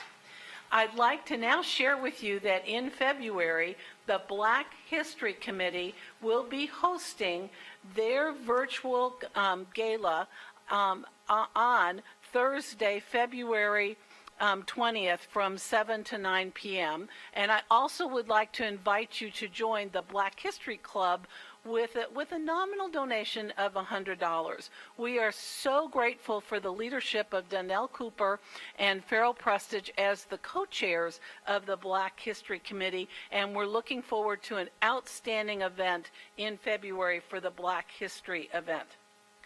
We invite you to support the 2022 HCC Foundation Gala celebration on Saturday, May 14th at the Hilton Americas by becoming a sponsor. It is chaired by Jessica and Ryan McCauley, who is the Foundation Board Fundraising Vice Chair and Board Chair-elect. The event honors Jim Mattress McInvale for his community support and commitment to education. Your support of the HCC Foundation Gala celebration is an investment in our students who are Houston's future leaders and workforce. We welcome everyone's commitment to make this evening a success for our students, and we are truly looking forward to being back at the Hilton Americas and being able to celebrate with the gala. On behalf of HCC students whose financial barriers are removed due to your support for the HCC Foundation, we thank you. Thank you very much.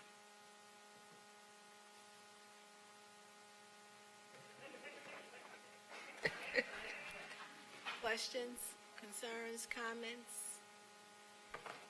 Yes, I Just want to thank recognize the Trustee foundation, Jeanette. as always, for the staff, the foundation staff, and just all of our board members of the foundation and everyone who contributes. So thank you. Thank you so very much. Thank you. Yes, I recognize Venerable Stallworth. Can you send us the JPEG files for all of the events so that we can post? I don't have the BHC 100 Club or the Black History is Everyone's History or the Gala, because it would be good to send that out to my constituents. I'd be happy to. In fact, I'd be honored. Thank you for asking. Thank you. Thank you all very Yes, much. thank you. We'll send that to all of us. Okay, thank you. Board All right. services, we'll do that. Thank you. All right, we'll now move forward with items F, report on COVID-19 expenditures. This is also a report item. No action is required with this item. Chancellor Maldonado. Thank you, Madam Chair. Have in your packet the report as of the end of last month in regards to the expenditures that we have booked due to COVID, and as we do every month, bring back to the board for a report and ratification if necessary at the following board meeting. So you have in the packets the information. I'm sorry, this was as of November 30th of 2021. Be glad to answer any questions the trustees might have, and Marshall Hines is prepared to do so. I recognize Trustee Glazier. Thank you, Madam Chair. Are all these expenditures falling within the proposed budget? Are they covered under various HERF funding? We can basically say that we've recovered about $74 million from HERF for both the loss of revenues from HCC's tuition and fees, and we've recovered all of our costs that we had to spend that were extraordinary related to COVID. And so we've also given out roughly about $76 million through our financial aid program, which we've talked about before is basically a stimulus program for the community in the greater Houston area. So we're doing really well. We're only active. We finished HERF 1, HERF 2, and we're now at the tail end of HERF 3. There will be a little more financial money aid given out through student aid. And then we'll have basically all the expenses we had preparing for COVID and expenses we've had were carried out in the first 12 to 14 months. We're very on the tail end of that. And we have about $35 million left that we can draw down on for COVID direct funded projects if they bring those forward. And if not, we'll push that over to student aid, and that money will also go through financial aid to go out.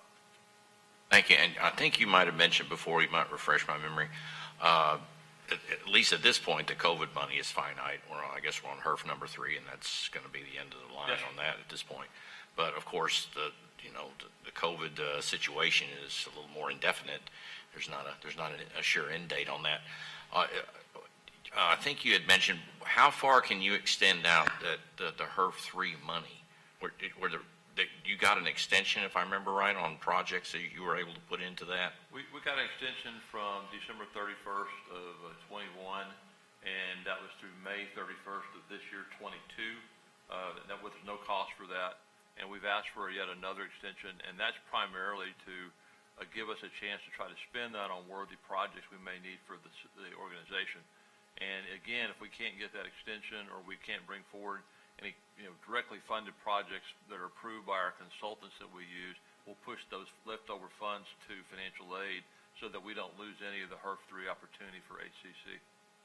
That's good to hear that we wouldn't leave any money on the table. I guess my concern is making sure that we can align the money with, a potentially an open-ended expense, and hopefully we can, just manage that money and align it with whatever needs we have that are particular to COVID going forward. Yes, sir. We'll cover everything in fiscal 22. And then in 23, we may have a little bit of financial aid money left, but that will be trying to be given that way before the end of the fiscal year also. Okay, I appreciate it. Thank you for staying on top of all this. I know it's been quite a few moving parts here, and Yes, sir. it's all new for everyone. Thank you. Else? Okay. Well, hearing none, we will now hear the report regarding item G, report on the capital improvement program. This is a report and no action is required. Chancellor Maldonado. Thank you, Madam Chair. This is our monthly routine report on capital construction. With your permission, I'll turn the floor over to Marshall Hines to deliver the presentation. Thank you, Chancellor, trustees, Madam Chair. I'll go through this two-page executive summary quickly. Try to give this report monthly. I know sometimes we get running behind, so we don't get to go through it. There's a large appendix at the back that you can take a look at some more photographs and some more information. But we look at the West Houston project. We're still on the schedule to finish for the first quarter of 22, and we'll be handing it over to Zach and Kathleen Anzavino and their team to get ready for the great migration from Fox Lake and get ready for a mini mester at the end of spring. Have it opened up, and you'll see some of the photographs that all the windows in, sheetrock's going on, the labs are being built, so it's going along very well. Listed some items there in that. Then the furniture supplier, luckily we ordered really early, so we've missed out on some of the supply chain problems, and all the furniture and equipment should be there. The 2013 CIP program, we continue to be hammered sometimes by the city with the kind of overrun with some permits. They're a little slower than usual, continue to do that. It's been that way since pre-COVID. And then also having some supply chain issues with some of those projects. Signage, happy to report that, phase one of the big pylon signs we've talked about, those are going to be coming out shortly. I can't wait to have the big presence that those are going to have for HC at the phase one group. Phase two is through design. It will be going through procurement shortly. I think it starts before the procurement will start at the beginning of this February, and then we'll have those out as soon as we can. Again, a huge stack, and if you look at, we'll go to financials in a minute, you'll see we have spent money on design only to date, but now these signs going up with the big reader boards, that's where the capital dollars will come in. You'll start to see those flow out. The Felix Fraga View Quarter, as reported once before, we found some environmental issues there. Luckily, they weren't very bad, and so we're able to clean those up. The contractor is working on a very limited price increase. It'd be a change order for that to remove it. We've had supervised by a environmental consultant. Challenger, we're still looking at that versus the retail center and what we're going to do with that. So we've got some issues out there, the physical plant, and just 2 tenants left in the building that will be leaving shortly. Eastside View Quarter, we're reevaluating the scope of that as well to coordinate, our best buy with the issue with the retail center. The Rock project continues to be designed. It's fully funded for design. Will be through, I think, in September in 21 with the design component for that. The deferred maintenance, we continue to blow through those very well. Those are very popular for some of the smaller contractors, and we're still working on roofs and building envelopes and the very basic things that keep our buildings safe. And we are looking forward to being able to have a really positive budget this year, as the Chancellor mentioned earlier. And I have every intention that we'll be able to fund that $10 million deferred maintenance this year. And then skipping down to the bottom of the page, the 3.0 projects, you see a list of projects. North Forest Recording Studio, the Canopy Project, automotive dock door. Those are some things that could have been completed during the final phase of the CIP 2013 are being done. And then the recording studio was something new. So that's a new project for that campus. And I think they're excited about that in that community.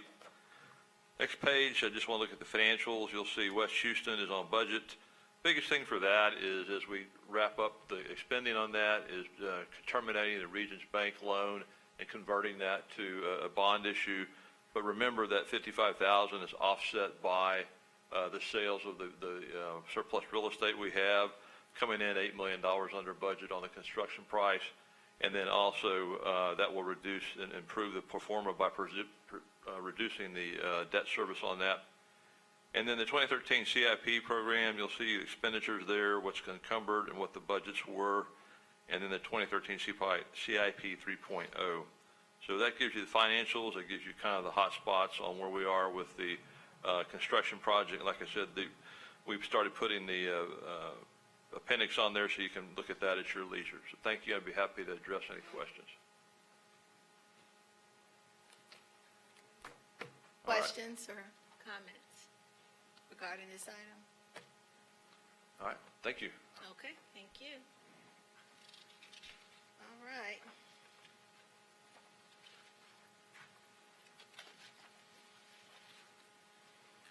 So, I'm thinking here,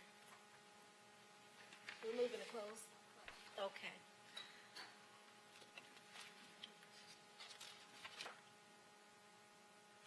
So at this time, the board will now adjourn to a closed or executive session under the Texas Government Code, Sections 551.071, 551.072, 551.074, and/or 551.076 of the Open Meetings Act. As stated in the notice of this meeting, should any final action, vote, or decision be required in the opinion of the board on any matter considered in closed session, such final action, vote, or decision shall be taken up in the open meeting or a subsequent public meeting of the board upon notice thereof. The meeting is hereby adjourned to executive session at 7:53 p.m. Thank you, Sharon.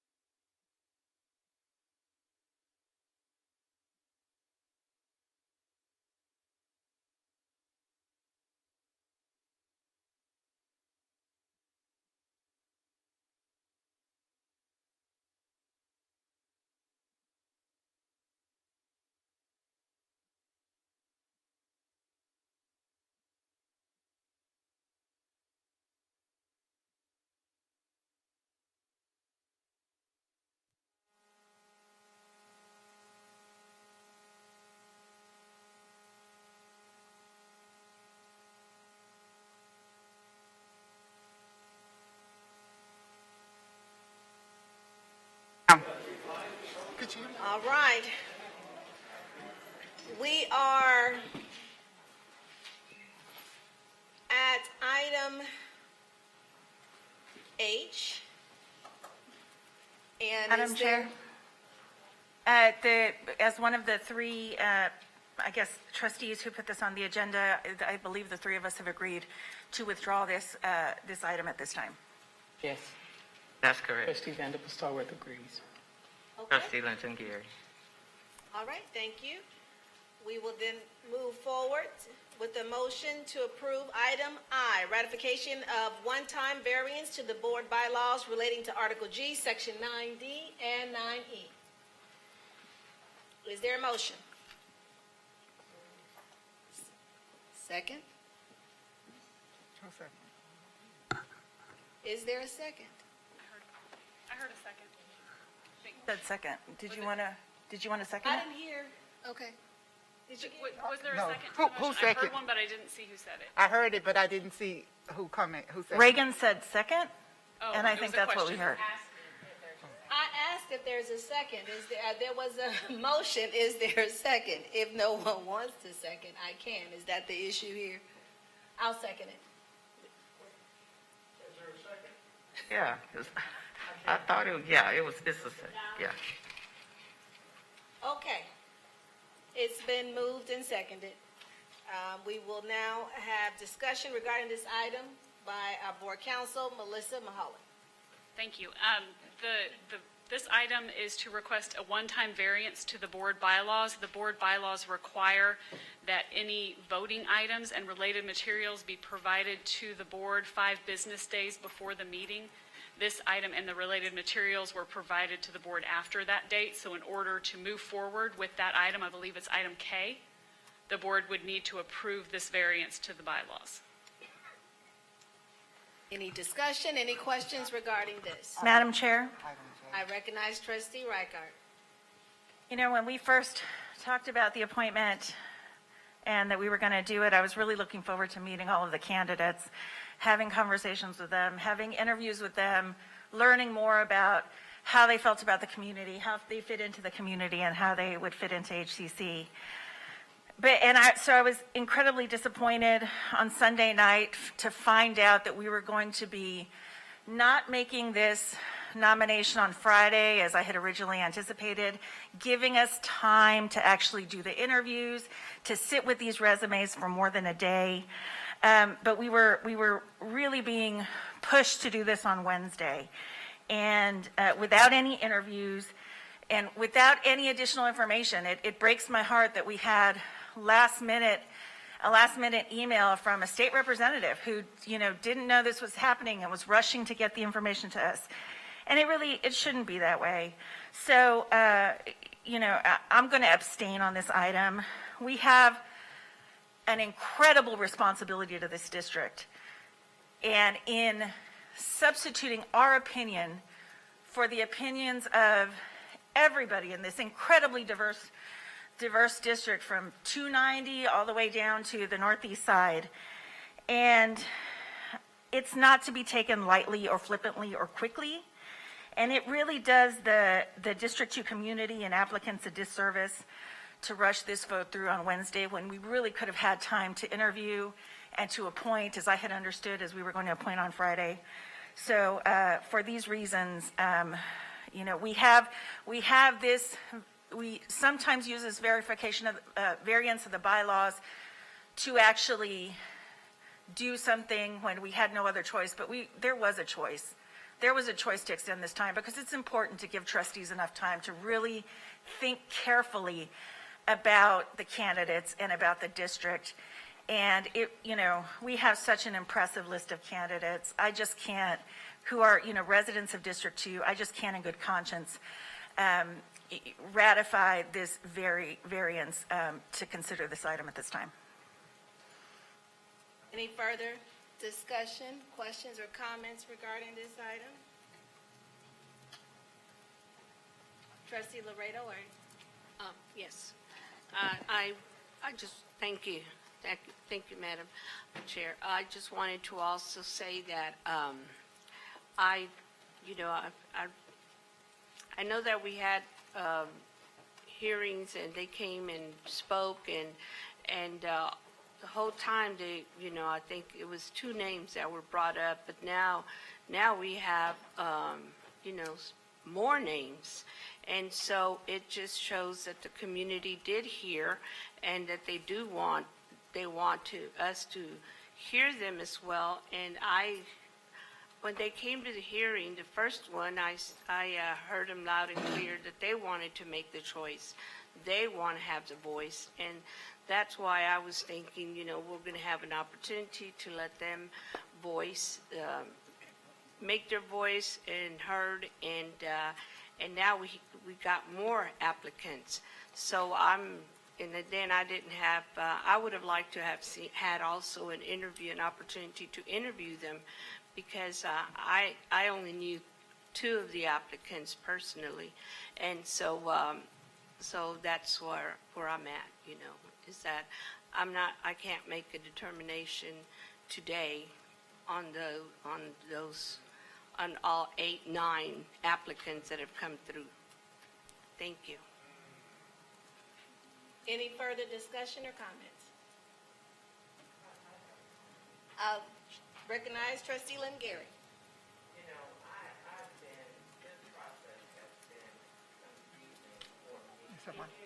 I'm sorry, the process has been confusing for me.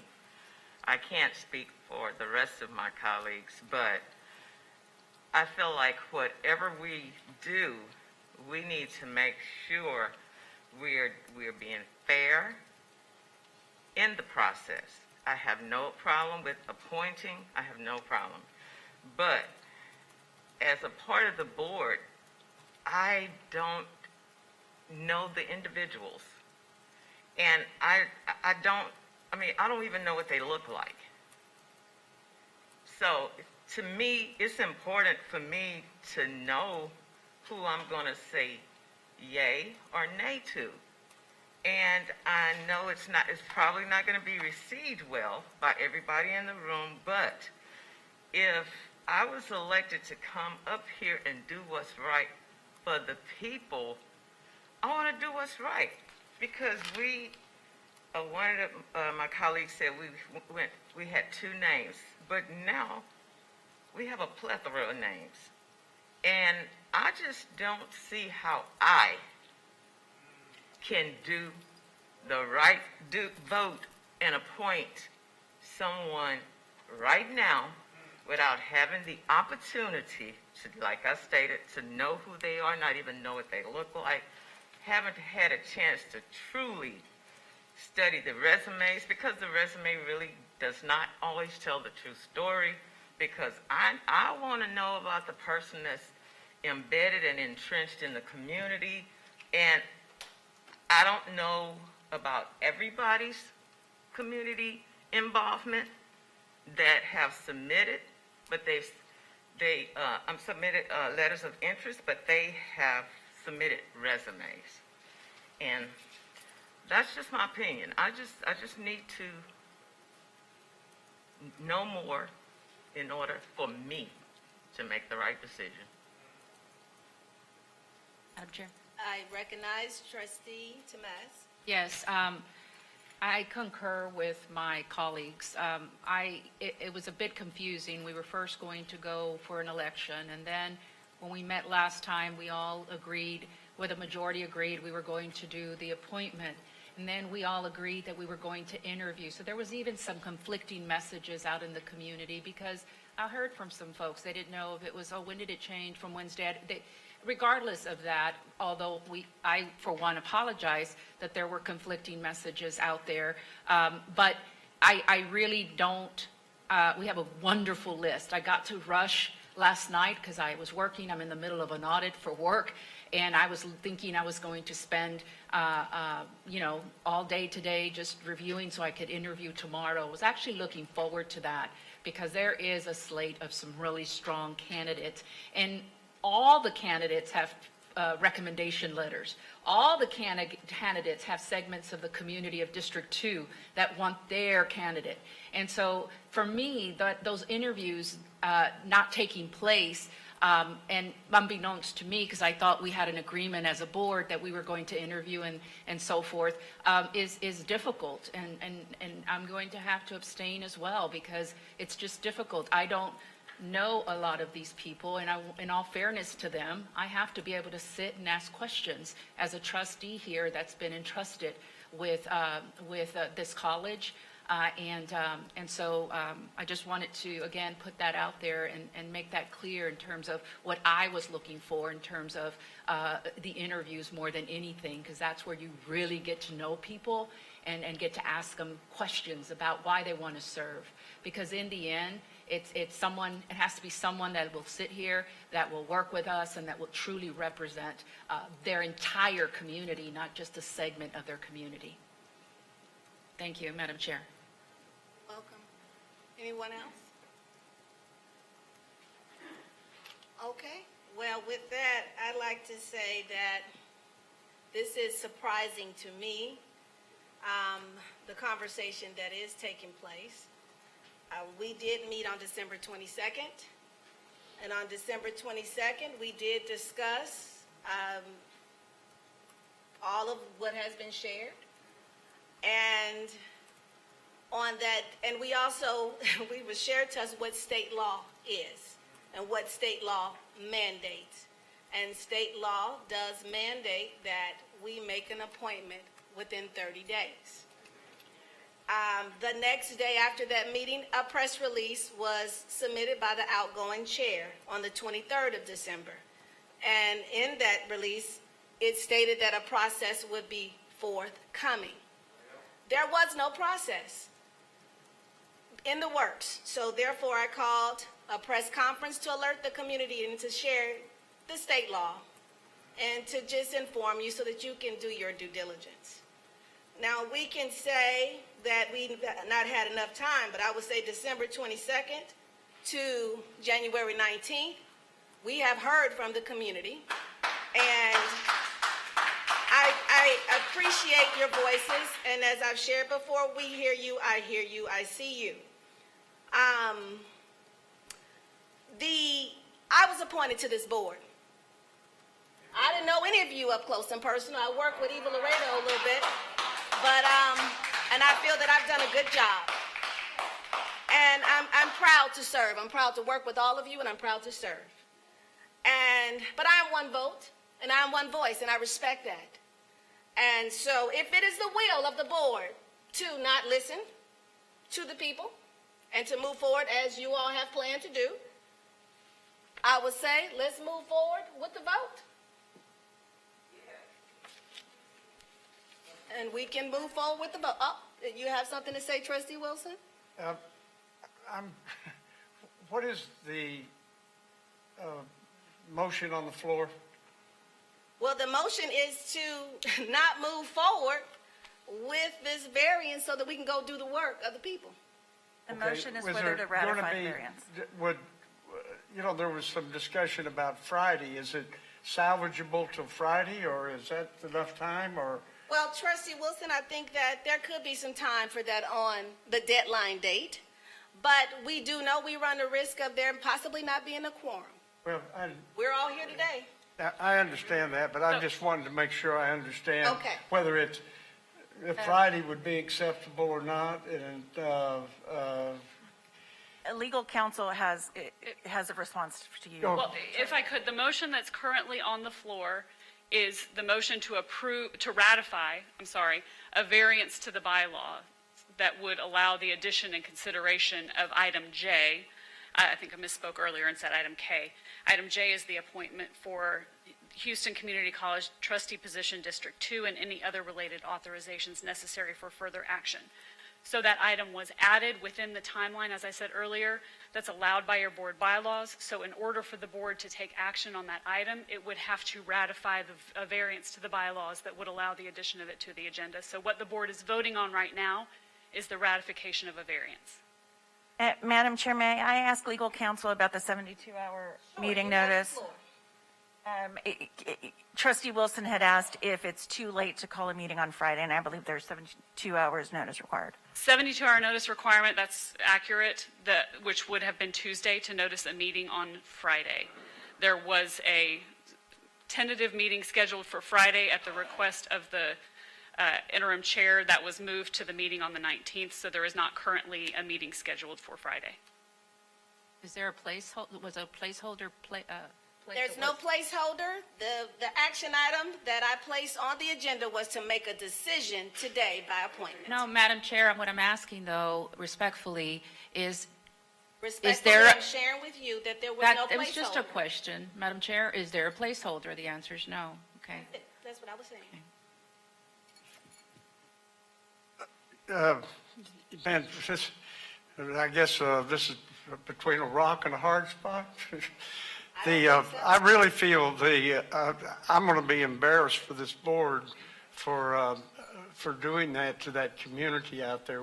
We have, when Carol Robinson resigned, the board appointed Shabazz, and when Shabazz resigned, the board appointed Reagan, and when I resigned, the board appointed Maxine Seals, and we're really doing a disservice to District 2, and I'm really not sure that everybody's genuine in what they're saying to this audience about wanting to interview, because I'm afraid that some people have already got their mind made up, and rather than that being a reason, it's an excuse not to give those people representation. And it's pretty disappointing to me. Madam Chair. I recognize Trustee Lynn Gary. You know, I'm not making excuses in spite of what anyone may think, but I have to do what I feel is right for me. I have to make my own decisions. Okay, and you know what? Like I said, I want somebody. I have no problem with appointing. But there are several people on here. We have heard from people referring to individuals that they favor. So I can't say, oh, well, I'm going to appoint you because you said appoint. I need to know when I appoint, I'm doing the right thing. We've been strong-armed. I've been asking questions. I mentioned process, and I know what has been said, but everything we wanted to discuss has not been addressed.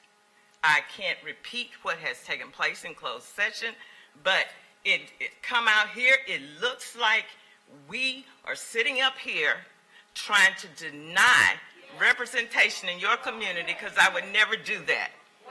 But at one point, okay, you can call me a duck, you can call me whatever you want, but at the end of the day, when I was selected to sit here, I was selected to do right for the community, and that's what I want to do. So I want to do what's right for the community. I was appointed to Fort Bend ISD, but I went through a process. I was interviewed. I met every trustee. So that's what I know. I don't know the process that Reagan went through. They chose her. I wasn't here. But I don't see why anyone should get upset with me, because I have my own mind, my own thoughts, my opinions. And that's how I feel. Madam Chair? I'm sorry, we cannot take Yep. any comments from the floor. Madam Chair, One moment, let me go to Trustee Wilson, and who was this, Tamez, next? Okay, and I then, have- I'm sorry, before anybody, Board Sure. Counsel, please. One procedural point. The item that we're currently discussing is the ratification of a variance, and I want to make sure that our comments are related specifically to this item, because we haven't opened any further items on the agenda for discussion. So the item that is currently on the floor is a ratification of the variance to the bylaws. Thank you for that clarification and for focusing us there so that the community can understand that that is the process we have to follow in order to move forward. And if we can't follow that process, we don't move forward. Trustee Wilson. Every trustee's got to make their own mind up what's right for them, but I don't know what's right for every trustee. I know what's right for me, and I know what's wrong for the people of District 2, and what's wrong would be for this board not to appoint someone. No, I need to stick with the variance issue per council, so that's okay, Madam Chair. I'm good. Okay. Any other I comments? move for the vote. Move for the vote. Okay, let's bring the vote.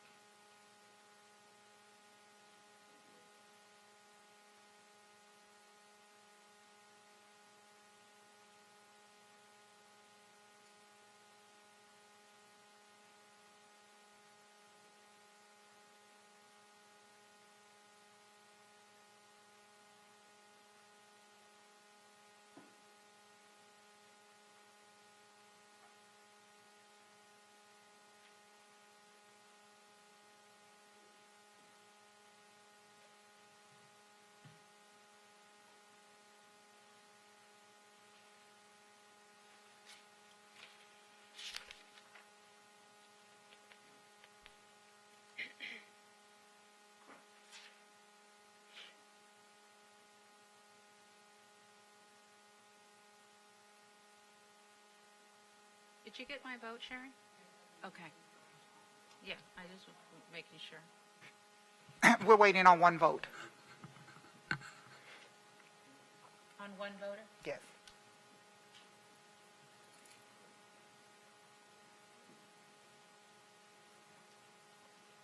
Concluded.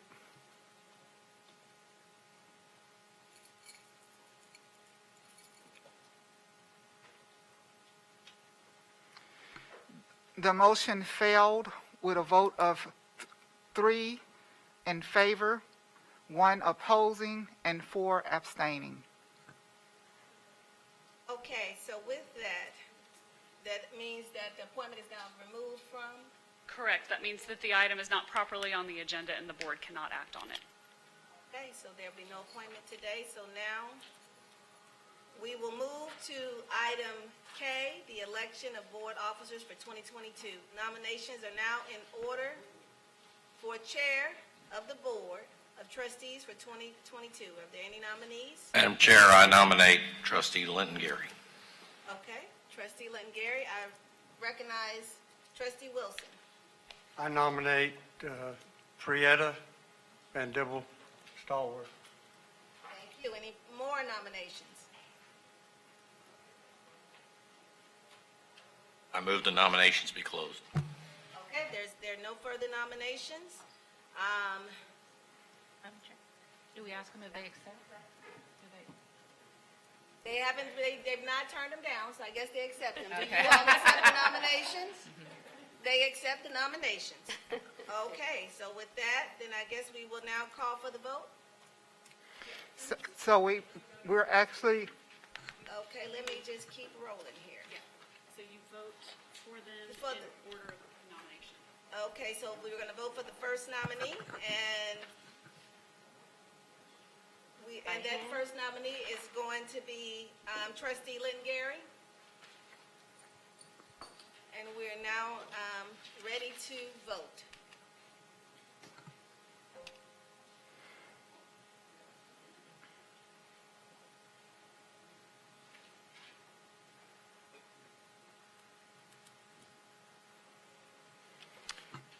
voting has concluded.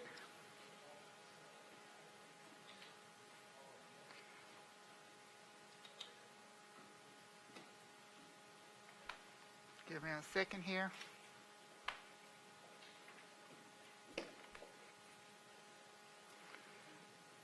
The motion passed with a vote of 5 in favor of Dr. Linton Gary as the board chair for 22, 2 opposing, and 1 abstaining. All right, so then with that, we move, I'm sorry, what are you going to say? No, you're fine. It's in your script. I'm just standing here in case you've got a question. Thank you. Just let me Yes, know. keep me backed up. So now that we have elected our board chair, Trustee Linton Gary, now she will take over the elections at Correct. this We'll time. take a brief recess because according to Robert's rules, the election, it takes effect immediately. So Okay. we'll need to call a brief recess. So we'll call in a brief recess. We'll be back.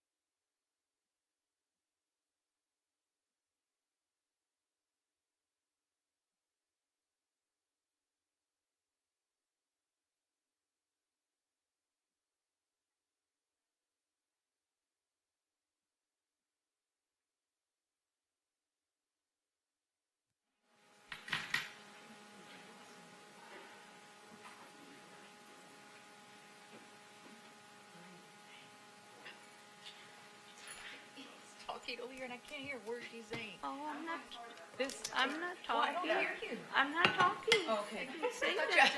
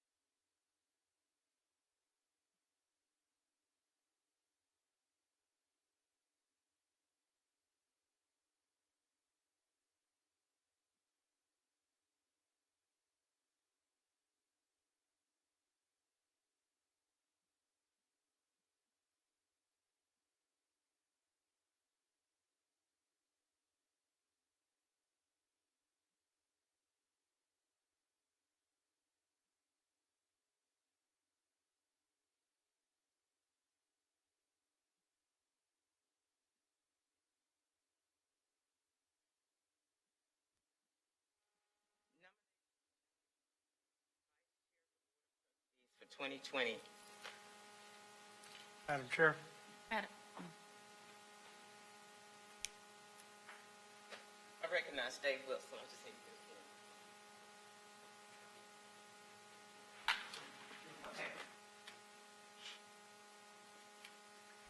I would like to nominate Reagan Flowers. I decline, thank you. I'll nominate Monica Reichert. Accept, thank you. Are there any other nominations? No. I move the nominations be closed. Thank you. I'd like to make another, we need two people to have a race. I'd like to nominate Priya Van Devil Stalwart. Okay. So the nominations are now closed. Seeing that there are no further nominations, the nominations are closed, and we will now vote.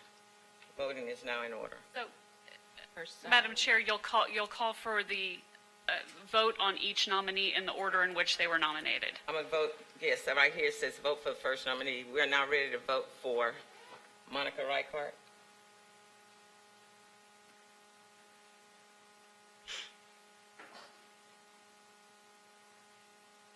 Voting is now open.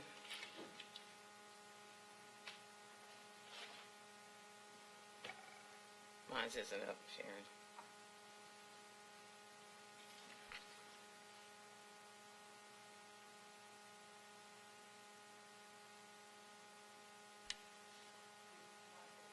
Okay.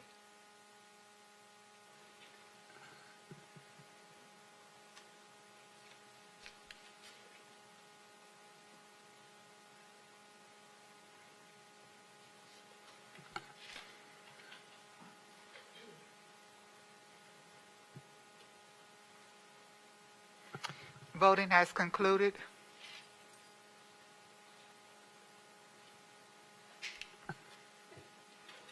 Okay. The vote on trustee Monica Reichert as vice chair for 22 passed with a vote of 5 in favor, 2 opposing, and 1 abstaining. Okay. So, Madam Chair, if the first nominee received 5 votes, then there's no need to vote on other nominees, and you would proceed to the position of secretary, Okay. which is on, I have it. Thank you. you're welcome. Nominations are now in order for Secretary of the Board of Trustees for 2022. Are there any nominations? Madam Chair, I nominate Eva Laredo. Are there any additional? Eva I Laredo. accept. Are there any other nominations? No? No? No other nominations? Okay, if there are no other nominations, seeing that there are no further nominations, the nominations are closed. There being only one nomination, Monica Reichert is elected secretary. I'm sorry, Eva Laredo is elected secretary for 2022 by acclamation. So the new Congratulations. office- Yeah.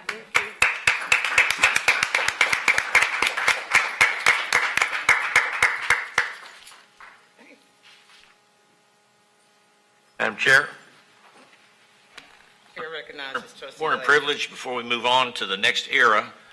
I want to give my congratulations to Reagan for doing the work she did during a tough time, a brief time, but she had a lot on her shoulders, and she took it on without hesitation, and she fought some tough fights, and I respect her, and I feel proud to sit at the table with her. I appreciate it. Thank you. Yep. Thank you. I'll concur.